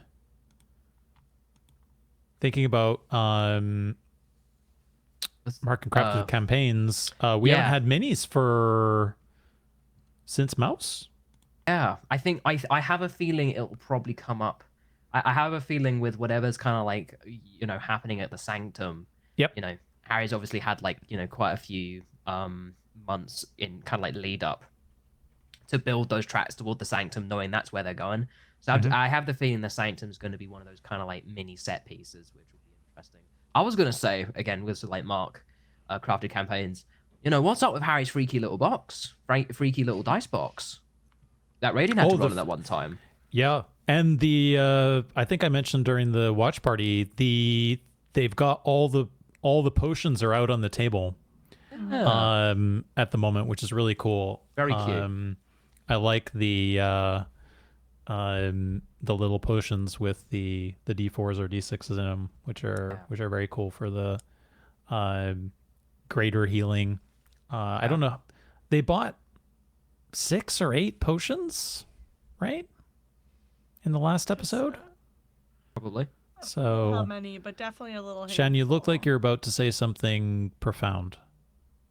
I always have something profound to say, but it's the kind of profound that just really makes you think, because it doesn't make sense. They were just a handful. Welcome to the of podcast. potions. Right, exactly. I couldn't get any answers, by Okay. the way. Couldn't figure out. Couldn't Like, the figure out last thing I what your said- previous theory was. It Yeah. was so long ago. It was definitely when he brought up his family. It might have been that he was raised by elves, something like This that. is months but ago, right? Yeah. This was, but I did find when the docent told him, Mm. and I suggested, this is a different theory, but it's related. I suggested that by the way he wasn't excited about finding out this person who was related to his family, that I thought it was the agent of the web that killed his family, and perhaps it was someone that he clearly, because he knew the name, he already knew them. That was the last theory I had about Kelnis. I wanted to say that I thought maybe, like, because we hadn't been talking about what his family makeup was, and I think I had just suggested perhaps that maybe he was raised by elves because coming he back understood Elvish. Well, it's coming back to me now because I think it was you who said, and yeah, this is going back like 10 plus watch parties now. So long ago. I'm pretty sure you brought up the fact that, well, he went to the elven god, right? He didn't go to the dragonborn. He didn't go try to find the dragonborn god. Oh, and he's he's fluent in Elvish. His obviously, we learn here that is actually Dragonborn's his Draconic's not great. his draconic is not great. So yeah, we've got tons of stuff to explore there. It'll be interesting to see how I is treated as well in all of this. Little apple boy. And I guess we got to see a little bit. We got to see a little bit under. So far, I think the most evasive individual from a backstory point of view has been Dolly, and we'll see whether that kind of unravels a little bit here, right? Well, and like from what the docent told her, the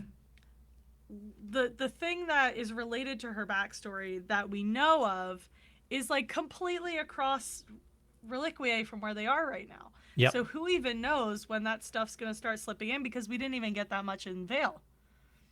So True. Yeah, curious. They didn't really stay there long enough to. No, they did book it.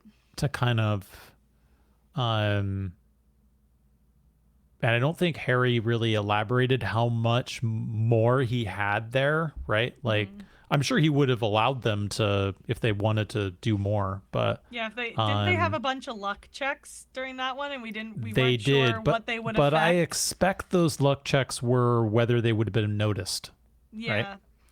Right? But it's hard to know, right? It's definitely hard to know. He doesn't tell us anything, So, that guy. Will we manage to get... The real question is, He will we manage to spies get on us through- at the watch parties and says nothing, except for like, thanks for listening. No, he does. And then leaves before we're done. Yeah. I think it's love Harry. really... We're going to throw it to Harry here because he wanted to say something also profound, which is that I do think it's really interesting, and I think it's good for the cast that one of the things about EGX is you get the live feedback, right? And there are some stage actors there who I think historically in their careers would have fed off of that live experience, right? So us doing the watch party, I think also is great for them to have some sense of live reaction to things. We know that, in the infamous death scene, Seb filmed us for that. That Seb filmed us, etc. So for them to get I still want that clip, Seb. If you're listening, let me look directly in the camera, Seb. If you're listening, we want the footage. We want that beautiful bean footage. Give us the footage. Give us the footage. Roll that beautiful bean footage. So yeah, it's good, I think, for them to get that live feedback, right, on reaction to certain things, which a couple of them have sat in with us, which is pretty hard for you to get any other way, right, with that detachment, right? So, but Harry, you were gonna say something profound. Yeah, what's your deep thought? Will we get through an episode where the gang will be able to successfully keep up their successful identities? Oh man, it's been so long, man. It was not picked up. But I do believe, unfortunately, Dolly did screw up again today. But it wasn't noticed. Okay. Yeah, it wasn't noticed. It was during the onion debacle. It was during the onion gate. Ah, okay. Yeah, during the onion thing. Because she went up and she said basically like, Ellie, let's go. Right in front of that guy. Right in front of him. I don't think it got noticed, but I was just there like being like, is he gonna know? Harry was there. He was in the room. Is Harry going to pull the yeah. Are the sirens gonna go? Yeah, Seb's just going to like install like dedicated sirens like in the room that just like start blaring Yeah. red. Kill Like Bill Harry can sirens. just push like a big button in the middle, just to like have him just start Well, like he's playing. got access to like music Yeah. in the room now, right? So Listen, I just think Kill Bill sirens for that would be really funny. I just think if every time somebody messed up and alluded to their real identities and you heard doo, doo, I think that would be really funny. Harry, if you're listening, Kill Bill sirens. Yeah. it definitely Best got idea yet. definitely got the option. Definitely got the Yeah. option. Well, I'm gonna close this down because I know we got other things we want to do. There's a lot Here. to talk about always when you have like 4 hours of content every 2 weeks. Yeah, I mean, I know that they've been saying, "Oh, well, if we only have one story episode," but geez, man, like in terms of the stuff that's available, you getting plug for the Patreon. Yep. You are getting your money's worth for the Patreon for sure. Yeah. We're not even talking about Clark's. Clark's Nope. is very fun. Nope. So before we do our regular segment, and then we let Shan explain to us the ways of the citrus How scale. Ben really terrifies me truly deeply to my core. Quick, 2-3 sentences or less. What was your favorite part of episode 19, Shan? So here's the thing. I have the worst short-term memories. Like, I usually remember things as people tell me, but what did stick out, I've always really enjoyed the strange relationship between I and Radian. Mm-hmm. And we got that incredible, like, toffee apple Yep. thing this episode where he was like, yeah, I'm just going to buy everybody toffee apples. And then when they had an extra, because Elowen didn't want one, the whole banter about not giving I a second one took me out. That was my favorite part. He's like, no, I really think we should give him a second one. No, do not give him a second one. No, I think it would be great. And then I just stealing it. Incredible stuff.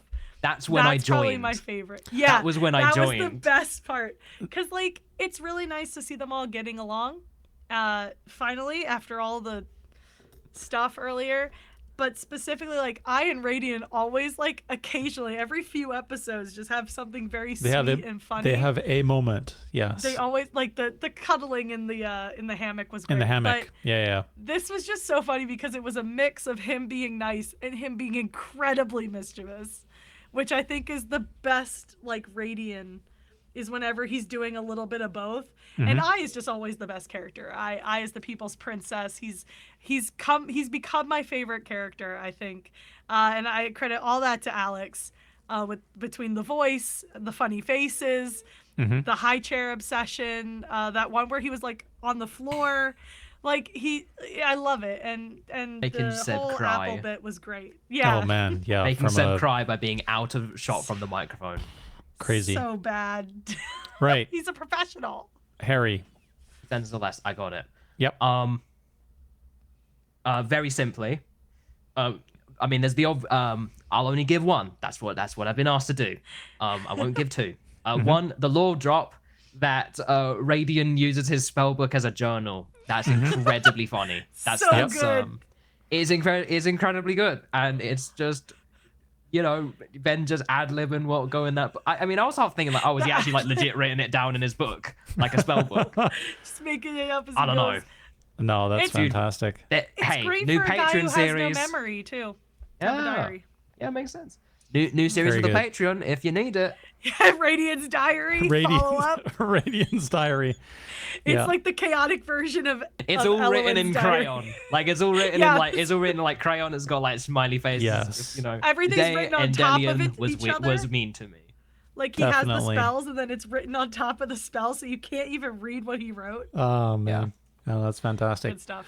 For me, I think it was it was a small moment, but the whole pack to jump into the lake together because Dolly and Radiant have a kind of funny relationship, I would say. Yeah, Maybe they go back and forth. maybe a weird the most kind of the relationship with the most not outward friction, but this passive kind of friction, right? Tension, yeah. Tension. I think that's definitely the best way probably to put it, Harry. So the fact that they both had something that they were like together that they wanted to do is was the one for me. So I'm gonna kill the spoilers here. We're gonna do Spoilers done. No more spoilers. Shan and Banned. my Yes. favorite. And I Okay, do so we think, still to got be we still got fair, some spoilers on screen, but I I'm still gonna. think, to be fair, we should also comment on Ben's weird looks from the last week, because I think we should only be fair. We should be we should not focus only on the ladies on the. But she does have the most incredible looks. but, Like that's the um, only reason we do it. We Oh my so, god, the stress. Oh, so Lord. it is a watch party tradition to rate Aoife's dresses and this is the one from 17, which is so far had the highest rating, I think. I think I gave it 9.5 only because I wanted to give myself freedom for when she manages to one up this. Yeah. To be able to give a 10. Exactly. Yeah, it was it was even called out during the episode, this particular one where I think this is her walking to do a death save in this episode. This is 17. And yeah, we got like 9.5 for this one. And yeah, it was just absolutely unreal. So it was hard to top that. But we had whoops, gotta make sure that I actually copy the right stuff. This is the one from So cute. 19. I think we said like 8.5 for this one. Yeah, it was, I'll have to go back and look in high, 'cause the. I like the sleeves. Yeah. It's very princessy. There were no death saves, so we don't have the full look, but No. yeah. Her choices are the definitely the sleeves on this one are what drew me definitely to this one. It's beautiful. So It's stunning. yeah. And Alex, I think, has not been doing his like bowling shirts. Yeah, he's been. I mean, maybe next session he probably will, thinking that it's going to be like an important episode because he always wears like the two-toned like bowling shirts. Coincidentally, on episodes where like something pretty spicy happens. Okay. So like it's an unofficial rule that I have no evidence for whatsoever, but just fully based on anecdotal evidence. You have to aggregate that data, man. You gotta go back and get it. I gotta do it. I will do my own. I'll do my own fancy spreadsheet for it. In like times Alex wore that shirt and when stuff went down. Yep. Perfect. It's that meme. It's that meme of like me showing up at like my wedding and it's just like wearing the most casual clothes possible versus me showing up when something like serious is about to happen in Natural Six. It's just the like showing up with Pepe Silva meme. Yes. You're Charlie Day, doing the Pepe Silva, but it's bowling shirts. Not just bowling shirts. There's so many more things that it could be about. But yes, I am. True. I am. It could also be the thing we're not allowed to talk about anymore because you already said it once. Yes, that is true. Next episode. Wait for next episode. All right. Boy. Final point of order. Okay. Before we talk about things for the rest of 2024, which is quickly evaporating. We're like 14 days till the end of the year fast. here. We're gonna talk ads, lemons, etc. Yeah. Shan, I'm gonna tell us as I about the can. citrus scale. Explain this, Shan, because I have no clue what the hell this is. Okay, about. I'm gonna do my best because I'm like no expert because I'm from the tail end of this era. Okay, So I'm gonna open up with this. So the reason we have the fan fiction ratings that we have today is because of fanfiction.net. Fanfiction.net adapted like a video game movie scale of rating. And fanfiction.net's been around forever. Like that's about when I started getting into fandom and stuff like that. So you got your K, your T, your T plus, Archive of Our Own, which is now the biggest fanfiction site, is like all ages, teen plus, mature and explicit. There might be another one, but I don't usually go that far. So this is internet fan fiction elder stuff, right? I've been going absolutely insane for anyone who goes to watches the watch party stuff with us.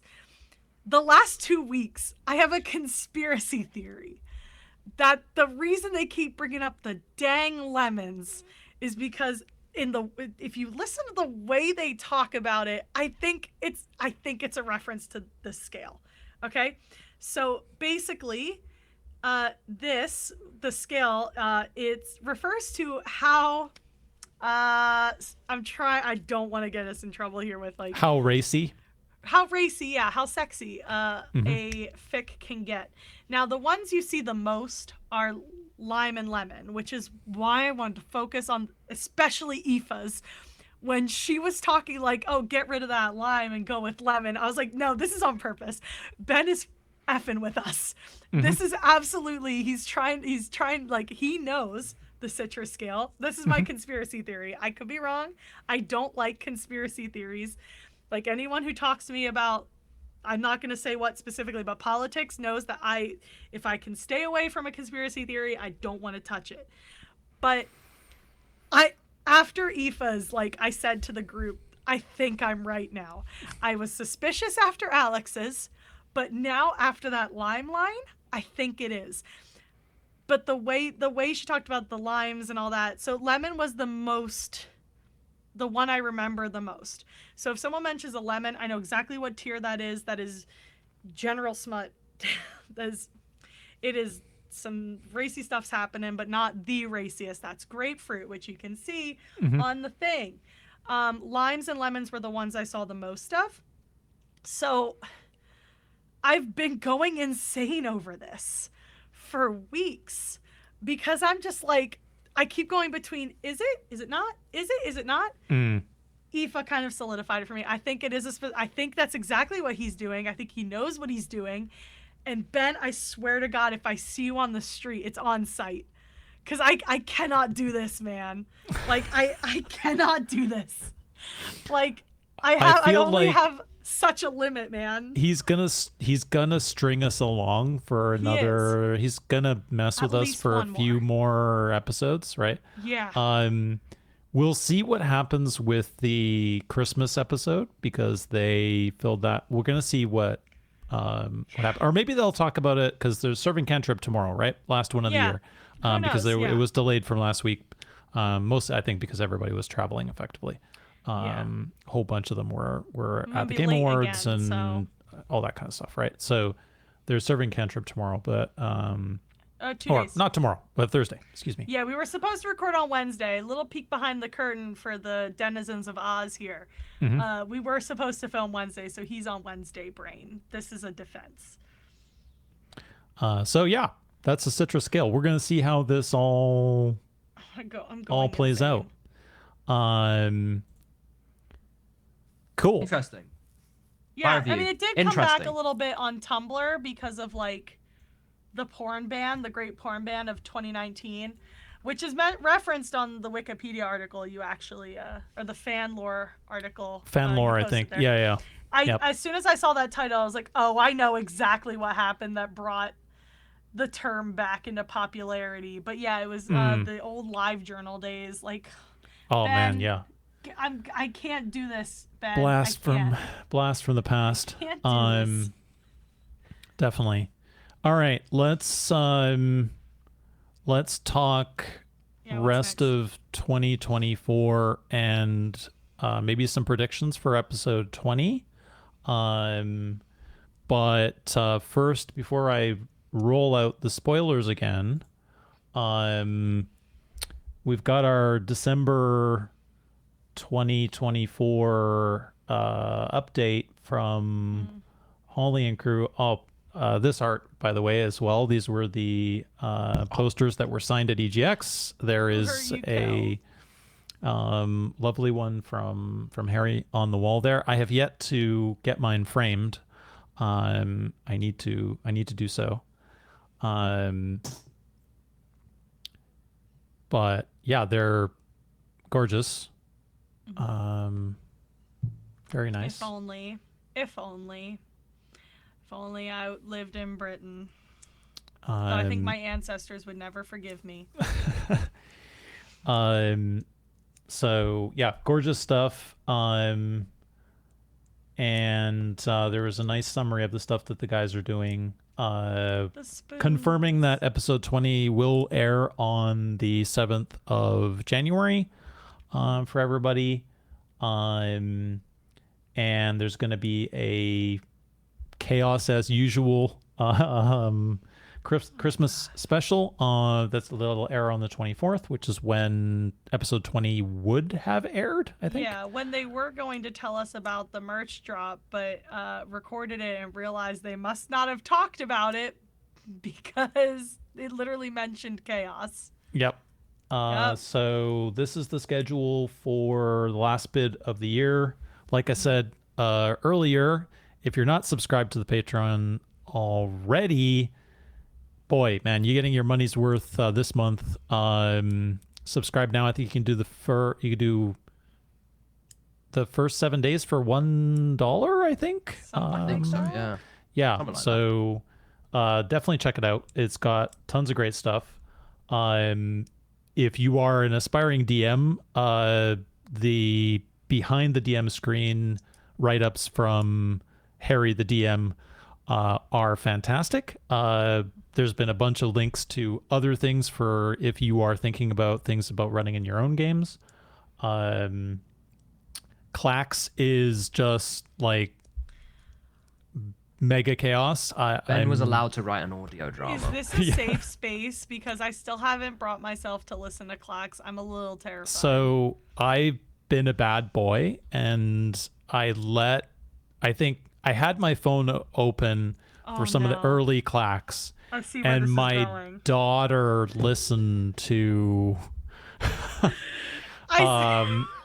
some of them. And apologies to all the children exposed to Ben's and content. We had it was a learning experience. So we had a good discussion about, yes, people use these words and you should not use these words. And if I hear about the fact that you're using these words, especially at school, then you're going to be in really big trouble, etc. You should get a cameo of him apologizing to your daughter. I think that would be great. That would actually, I would pay good money for that, Shan. So maybe I'll do that. We could crowdfund it, the three of us. We can crowdfund it, yeah. We need you to apologize to a child right now.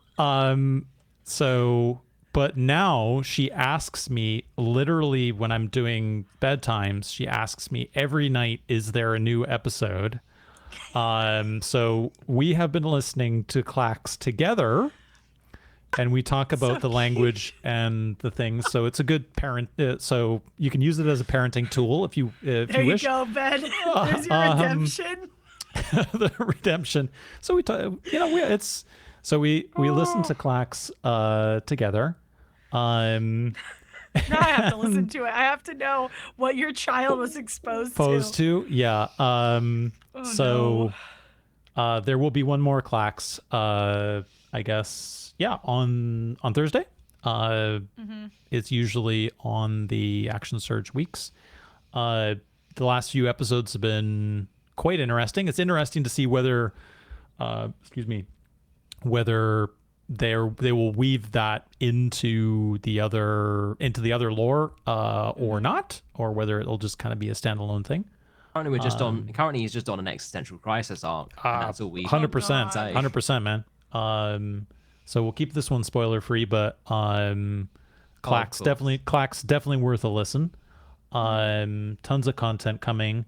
I now know why some foreshadowing why Holly and others have deliberately not answered my questions about cocktails, because apparently there's going to be a whole big cocktail blog post. I think she even said that. She was like, I know somebody's been asking, but we're going to release this. So that's cool. I know that shout out to, I don't have permission to show anybody's artwork on the Discord.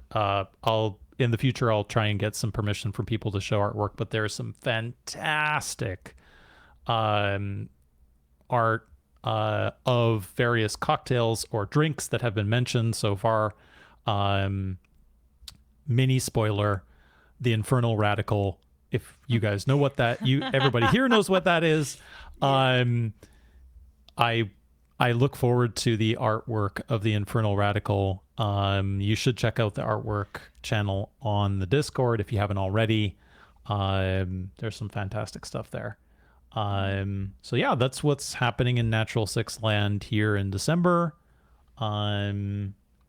With the first episode of the year on January 7th, which is pretty cool. And the Serving Cantrip Thursday this week on the 19th. So gives us a little reprieve. Means I got like 3 weeks or so where I don't have to do any glossary updates, which is cool. To put my feet up a little bit. Sounds like from what Holly was saying in the Discord that they got a few episodes recorded. So that gives them some buffer for the new year, which is good. Yeah. I think that's it. I'll throw the spoiler tags up again. And Talking spoilers. We're talking spoilers. What do we have any predictions for episode 20, guys? Well, Dolus is gonna dole out something. You think Dolus is he gonna turncoat and cause all sorts of mayhem? That's why I've kept it deliberately vague. Yeah. Dolus will do something. Okay. Because that'll happen. Okay. Yeah, I feel like it's just something's gonna go. Any terribly big wrong. brain moments here, Shan? For 20? I don't know. Say something outrageous. Make an outrageous prediction. Outrageous? I think Make an Radiant's outrageous gonna die again. Yeah, Just for- you know, I was Whoa. gonna just say for that again. giggles. I was gonna think of that being like Radiant dies again. Radiant dies Just again on the for trip over. giggles. Just because everybody wants to kill him anyway. They're just getting what they want. What's in the Baja Blast water? Yeah, what's in the Baja Blast What's in the Baja water? Blast water? Like, I mean, maybe we'll get, I don't know, a little bit more lore from somebody, but I feel like given the plotting and everything else, the planning they're doing, I feel like it's going to be more of an action-y episode next week, and things are going to happen. Maybe someone betrays them. Maybe they get caught. I don't know. It's hard to say. A surge of action, if you will. There's a lot of improv involved, and Ooh. it's so hard to Yeah. predict what these crazy people are going to It do. is very hard to predict. I'm going to say that next episode, they will not make it to the Sanctum. They still got lots of work to do. Got to get a boat. Boat. Dolly has already said that she knows somebody in the village, which escapes my memory, that they're going to go to, that's right on the edge of the Is it the lake. Seascale? The Seascale. one that nobody That's can the one. remember the name of in Action Surge, do? That's the one. Yes. So many names. We're up to 180 some odd entries in the glossary now. It's crazy. Yeah. Maybe we'll meet more flat earthers. Definite I also possibility. loved that they stumbled into lore that Harry wrote by accident. Yeah, That was great. Yeah. That was a very serendipitous moment for Love sure. that. Anyway, that's not a prediction, but I forgot it Yeah, earlier. so I figure there's gonna be potentially I'm predicting another RP heavy episode with limited combat, which is a shame because I'd love to see some more minis out on the table. He just wants to see people get beat up. but He wants Radiant to die. wants Radiant to die again. Just skipping through every episode and only watching the combat. Does he die? Right on. Cool. We'll put spoilers away. Bye, spoilers. Get 'em out of here. No more spoilers. And because of our little teaser with Harry with his mop. Right. It's been here the whole fudging time because I forgot to put it away. Yeah, we know. We've seen it. I forgot to put it away, and then it's just kind of been here the whole time, and I've been like, oops. We originally thought about this segment as like any other business, basically. But we're going to call it the Six-Pack Mop-Up. For anything else, Shan's got one. I've got my mop over here. I'm going to bring it from out of frame and hopefully manage to not fall off my chair. Knocked out my headphones. So I got my mop as well. And we've got I got one thing to show, I think. So I'm going to try and do this without having things all fall down here. We'll switch over to the screen I had a sharing. green screen fall on me yesterday, so. Yeah, while we were practicing with Shan's screen. Well, that actually does a really great job with the green screen. I didn't even realize how. I can't see it. So you'll be able to see it in the recording. Yes, and then hopefully I'll be green so I'm gonna next time. Flip to the screen sharing. So Holly put these out just recently, I think today or yesterday on the Discord in the spoiler chat. There's a few photos of the actual studio at Double Jump, and hopefully at some point we might be able to get some guests on that are part of production. I'd love to talk to some of the guys about how they're doing production, because it's the work they've been doing is just absolutely fantastic. I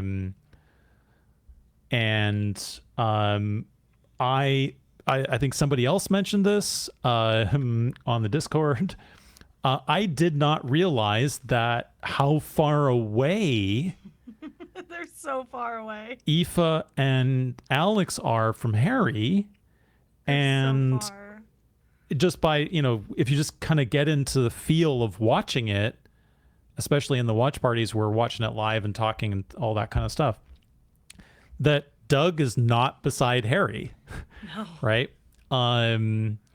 So I thought that was really cool that we got a little kind of behind the scenes there of what things actually look like in the room while they're recording. So I thought that was a cool little drop there from the Discord. Yeah, if I remember rightly, when they were like doing some of the setups and kind of like teasing it, or Seb, I believe, was like posting things like, and the texture on the actual table, it's like a proper like custom made table and everything, and it's like, it's proper nice. It's got like a nice, proper nice. It's got a nice like felty, like sort of patterny thing on it. It's pretty cool. I think one other thing to also like note with this image is that it is in like, like the fisheye like widescreen 0.5 lens. The ratio is pretty goofy looking. So like Aoife and Alex just sort of like being, like condemned to the corner may not be as accurate. So, don't worry. But like, it is just really funny because it does just make it look like, Ben and Harry are always making eye contact. I would not want to be the one sat across from that man ever. Yeah. I only joke because we made fun it'll of each be other interesting to see. I asked this question in the AMAs a while back, and then I re-raised it about them potentially changing the seating arrangement and whether that would change some of the dynamics between the characters. We'll see if it comes up on this month's AMA. But I can't remember. Ben and Doug can't hold hands. They can't do their customary reach around Holly and make her uncomfortable. What will we do? There'll be other. I'm sure there'll be plenty of opportunities for Ben Starr to make people uncomfortable. Well, yeah, it's not that hard, really. So, anything else you guys want to raise in our mop-up here, guys? Who wanted to do a roly-poly? I think that's a see who added fantastic that. idea, and I think we should. Yeah, I got my raised that dice right because over here. Shan said that she hasn't Oh, I'm done behind. the roly polies. So there we go. Let's do it. I Let's think double it up. I think we should. I'm gonna have to put. Sorry, but I'm gonna have to put my mop down so I can get my I keep 'em dice right, here. right behind my monitor, so I don't forget, and then I forget. I'm gonna Alright, do this, you and then guys I'm are- going to fix my poster real You quick. guys might get a little bit of like behind the curtain here because I've got to Oh, if it moves. get around the green screen and do all sorts of stuff in order to get my Oh wait, I forgot get the my cover. dice here. You Yeah, live in the let's void. show off what. Tell us, Shan, where are your dice from, and what do they mean to you spiritually? Okay, well, hold on. My camera keeps going crazy. I'm sorry if that ends up happening on the stream, anybody. But for me, it keeps going crazy. It's making me lose my mind. I did not spend an hour making my camera look good for it to go crazy. So while it tries to figure itself out. So I got these at Philly Fan Expo Whoa. last year. Wow, they look great. They're beautiful. I literally was like standing over these for the longest time trying to figure out which one I wanted. And so there goes my camera. I finally landed on these because she said go with your gut. I forget exactly who was selling them. I think it might have just been like a group or club here, and it wasn't like somebody who like makes them. The can says it's Ogopogo. Cool. Ogopogo. I can't read it very well. It's got a dragon on it. But it also has cool like job and class symbols on them, like to help you tell which side you're supposed to look at. Okay. And I like them. I would like to get. I'm really sad I couldn't get the Nat 6 ones. If they ever bring them back, I'm first in line. But I would like to get some dice from Tabletop Dominion at some point. Cool. So yeah. Yeah, I think it's still true. I have mentioned at least once, if not more than once, on the Discord that you can get a discount right now on Tabletop Dominion before, if you get your orders in card bill to roll over. before Christmas. And with the code the natural 6, I believe. Yes, it is. So you can do that, and that obviously helps out the Tabletop Dominion guys, who are great. We Harry and I think met them when we were at EGX. There's a few people in the Natural 6 community that got stuff from them at EGX and otherwise. Great stuff, UK business, family run, all that kind of stuff.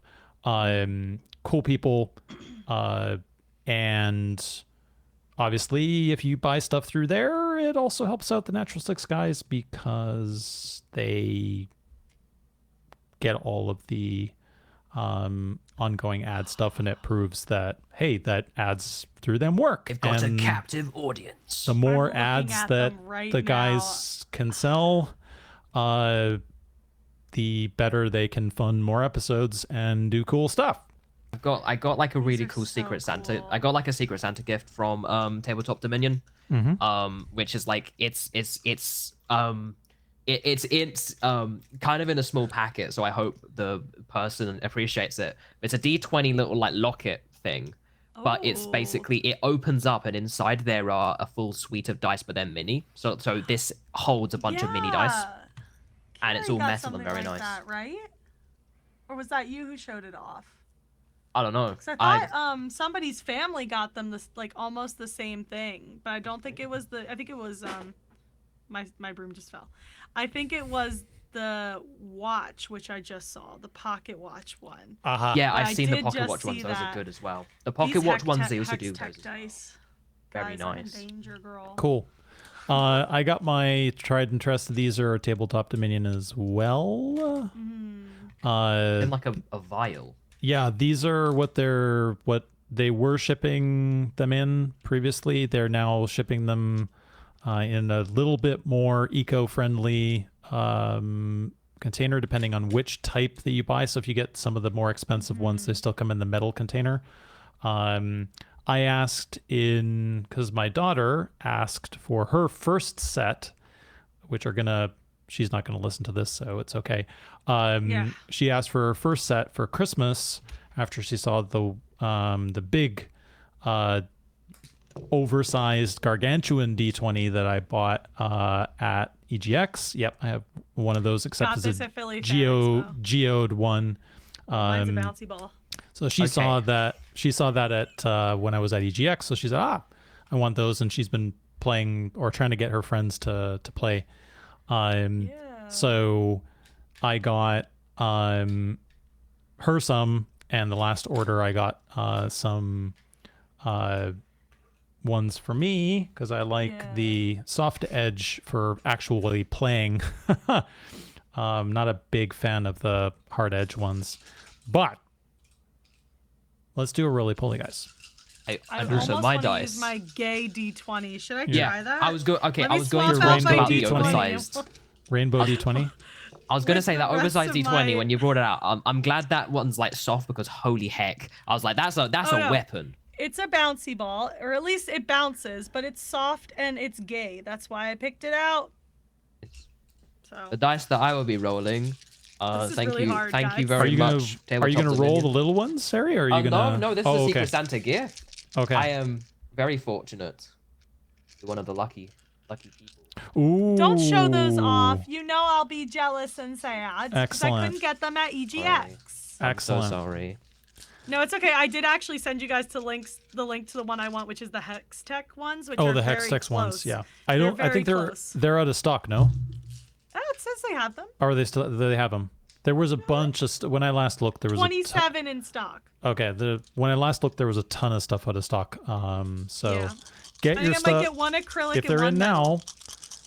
now, get some before they do really go out of stock. The sound of the before dice end of sounds very nice. Like ASMR? Yeah, not dice ASMR. Dice. All right. Glad we got that going.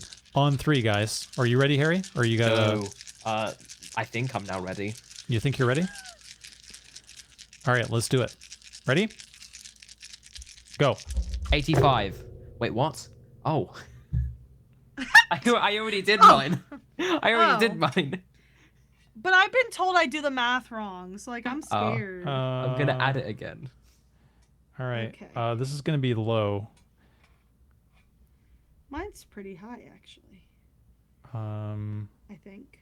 Shout out to Doug Cockle. The actor. Rolling D9s Yeah. or rolling 9s on a D6. He's a genius, guys. Yeah. I love Doug. All right. Give us your number there, Mr. Harry. 85. All right. I am 33, 38, 43, 45, 46. Okay, I have a question. Yep. Yes. And I'm picking this up so you can see I'm not lying. Don't worry. If I We roll believe your integrity. this, come on, focus. 80. Focus. That's an 80. I add it, right? Yes. Or Yes. I don't multiply unless it's 0, 0, right? Correct. Or whatever. Okay, I was told I You do just my don't roly-polies multiply in wrong. general. You don't. Yeah. I was told I do my roly-polies wrong, and now I'm anxious about it. To do it live? Mhm. F it, we'll do it live, in the words of Bill O'Reilly. A 119. That's great. I rolled a 19 on a giant D20. Excellent.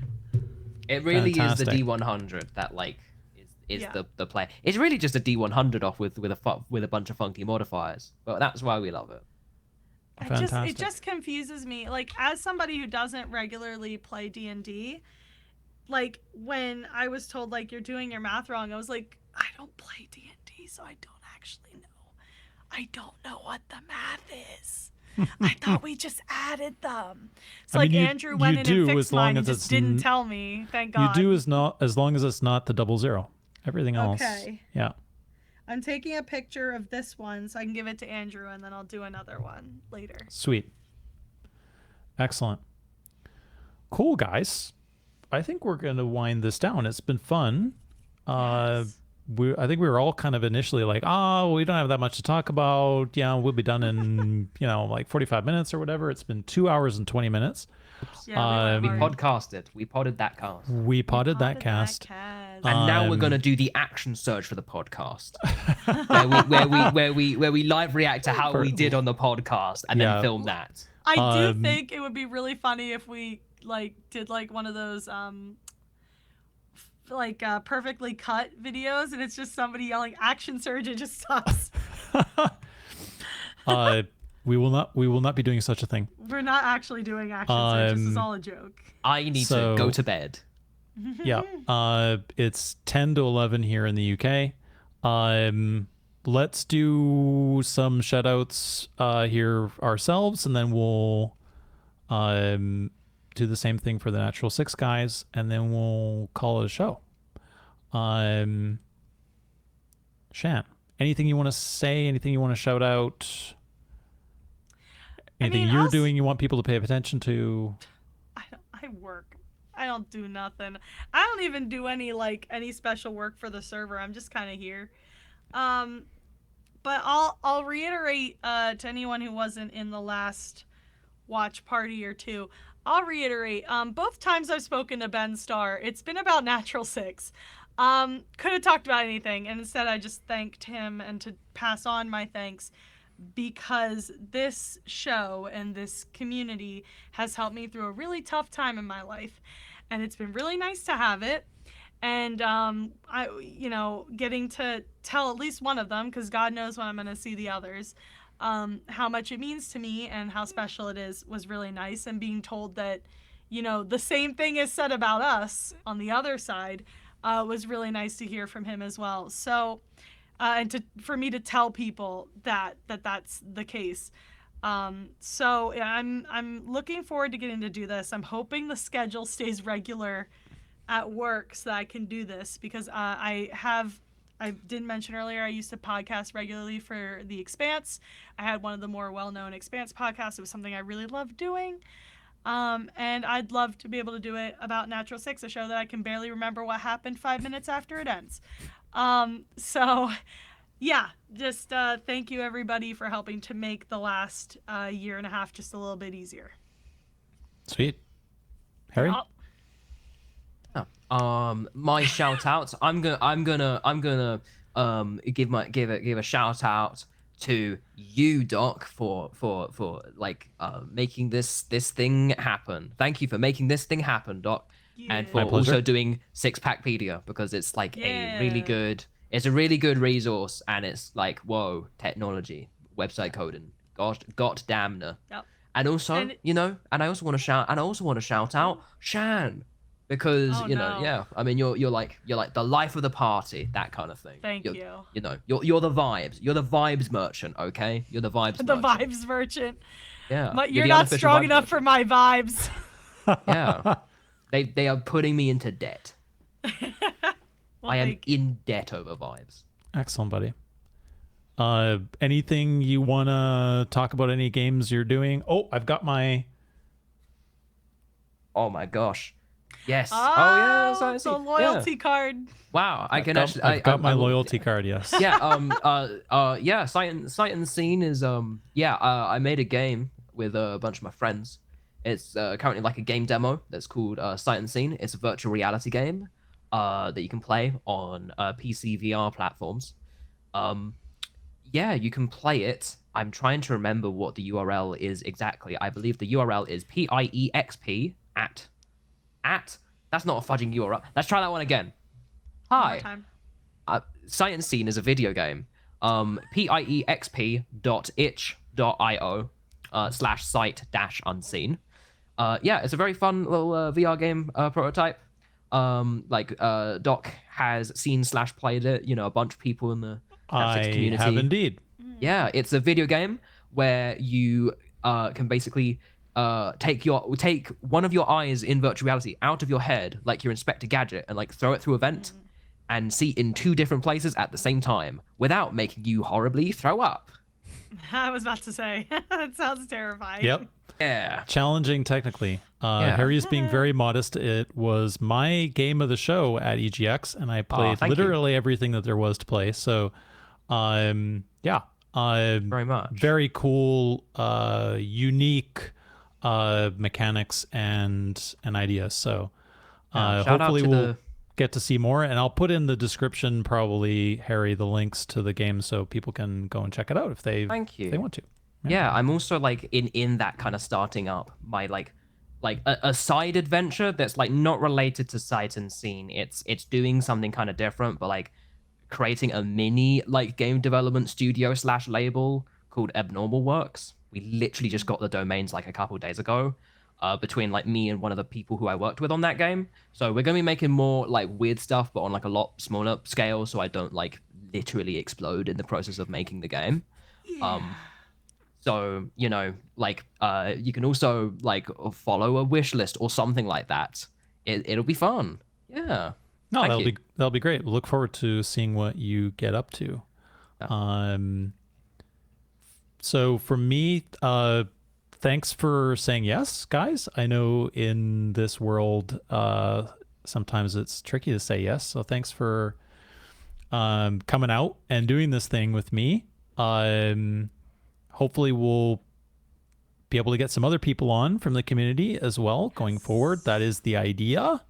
Not just going to be us old windbags saying the same stuff every week, or every couple weeks. I think we'll get a sense of how frequently we can actually do this. Probably won't be one until the new year, I would think, at this point. Probably because after the next episode 20. couple- next couple Everybody's got recording days are family holidays. stuff, and I know Harry's traveling and all that kind of stuff, and I'm going to be traveling as well over the next little bit. Some for work, some for holiday. But yeah, thanks for saying yes, guys. Hopefully we'll be able to make this a regular thing.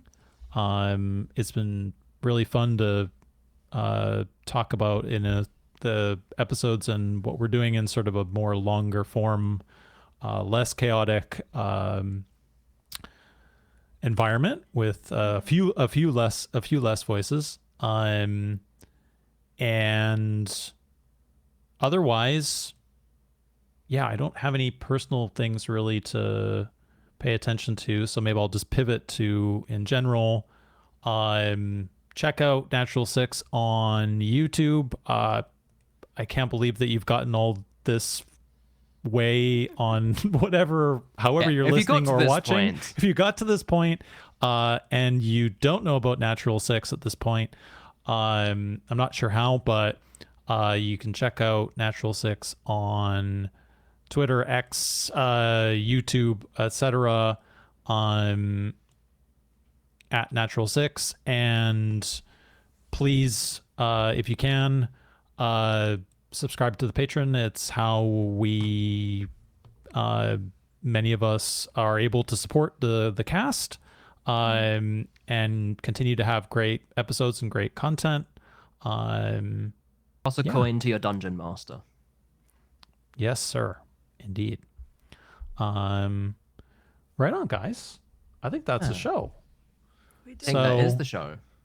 Bye for now.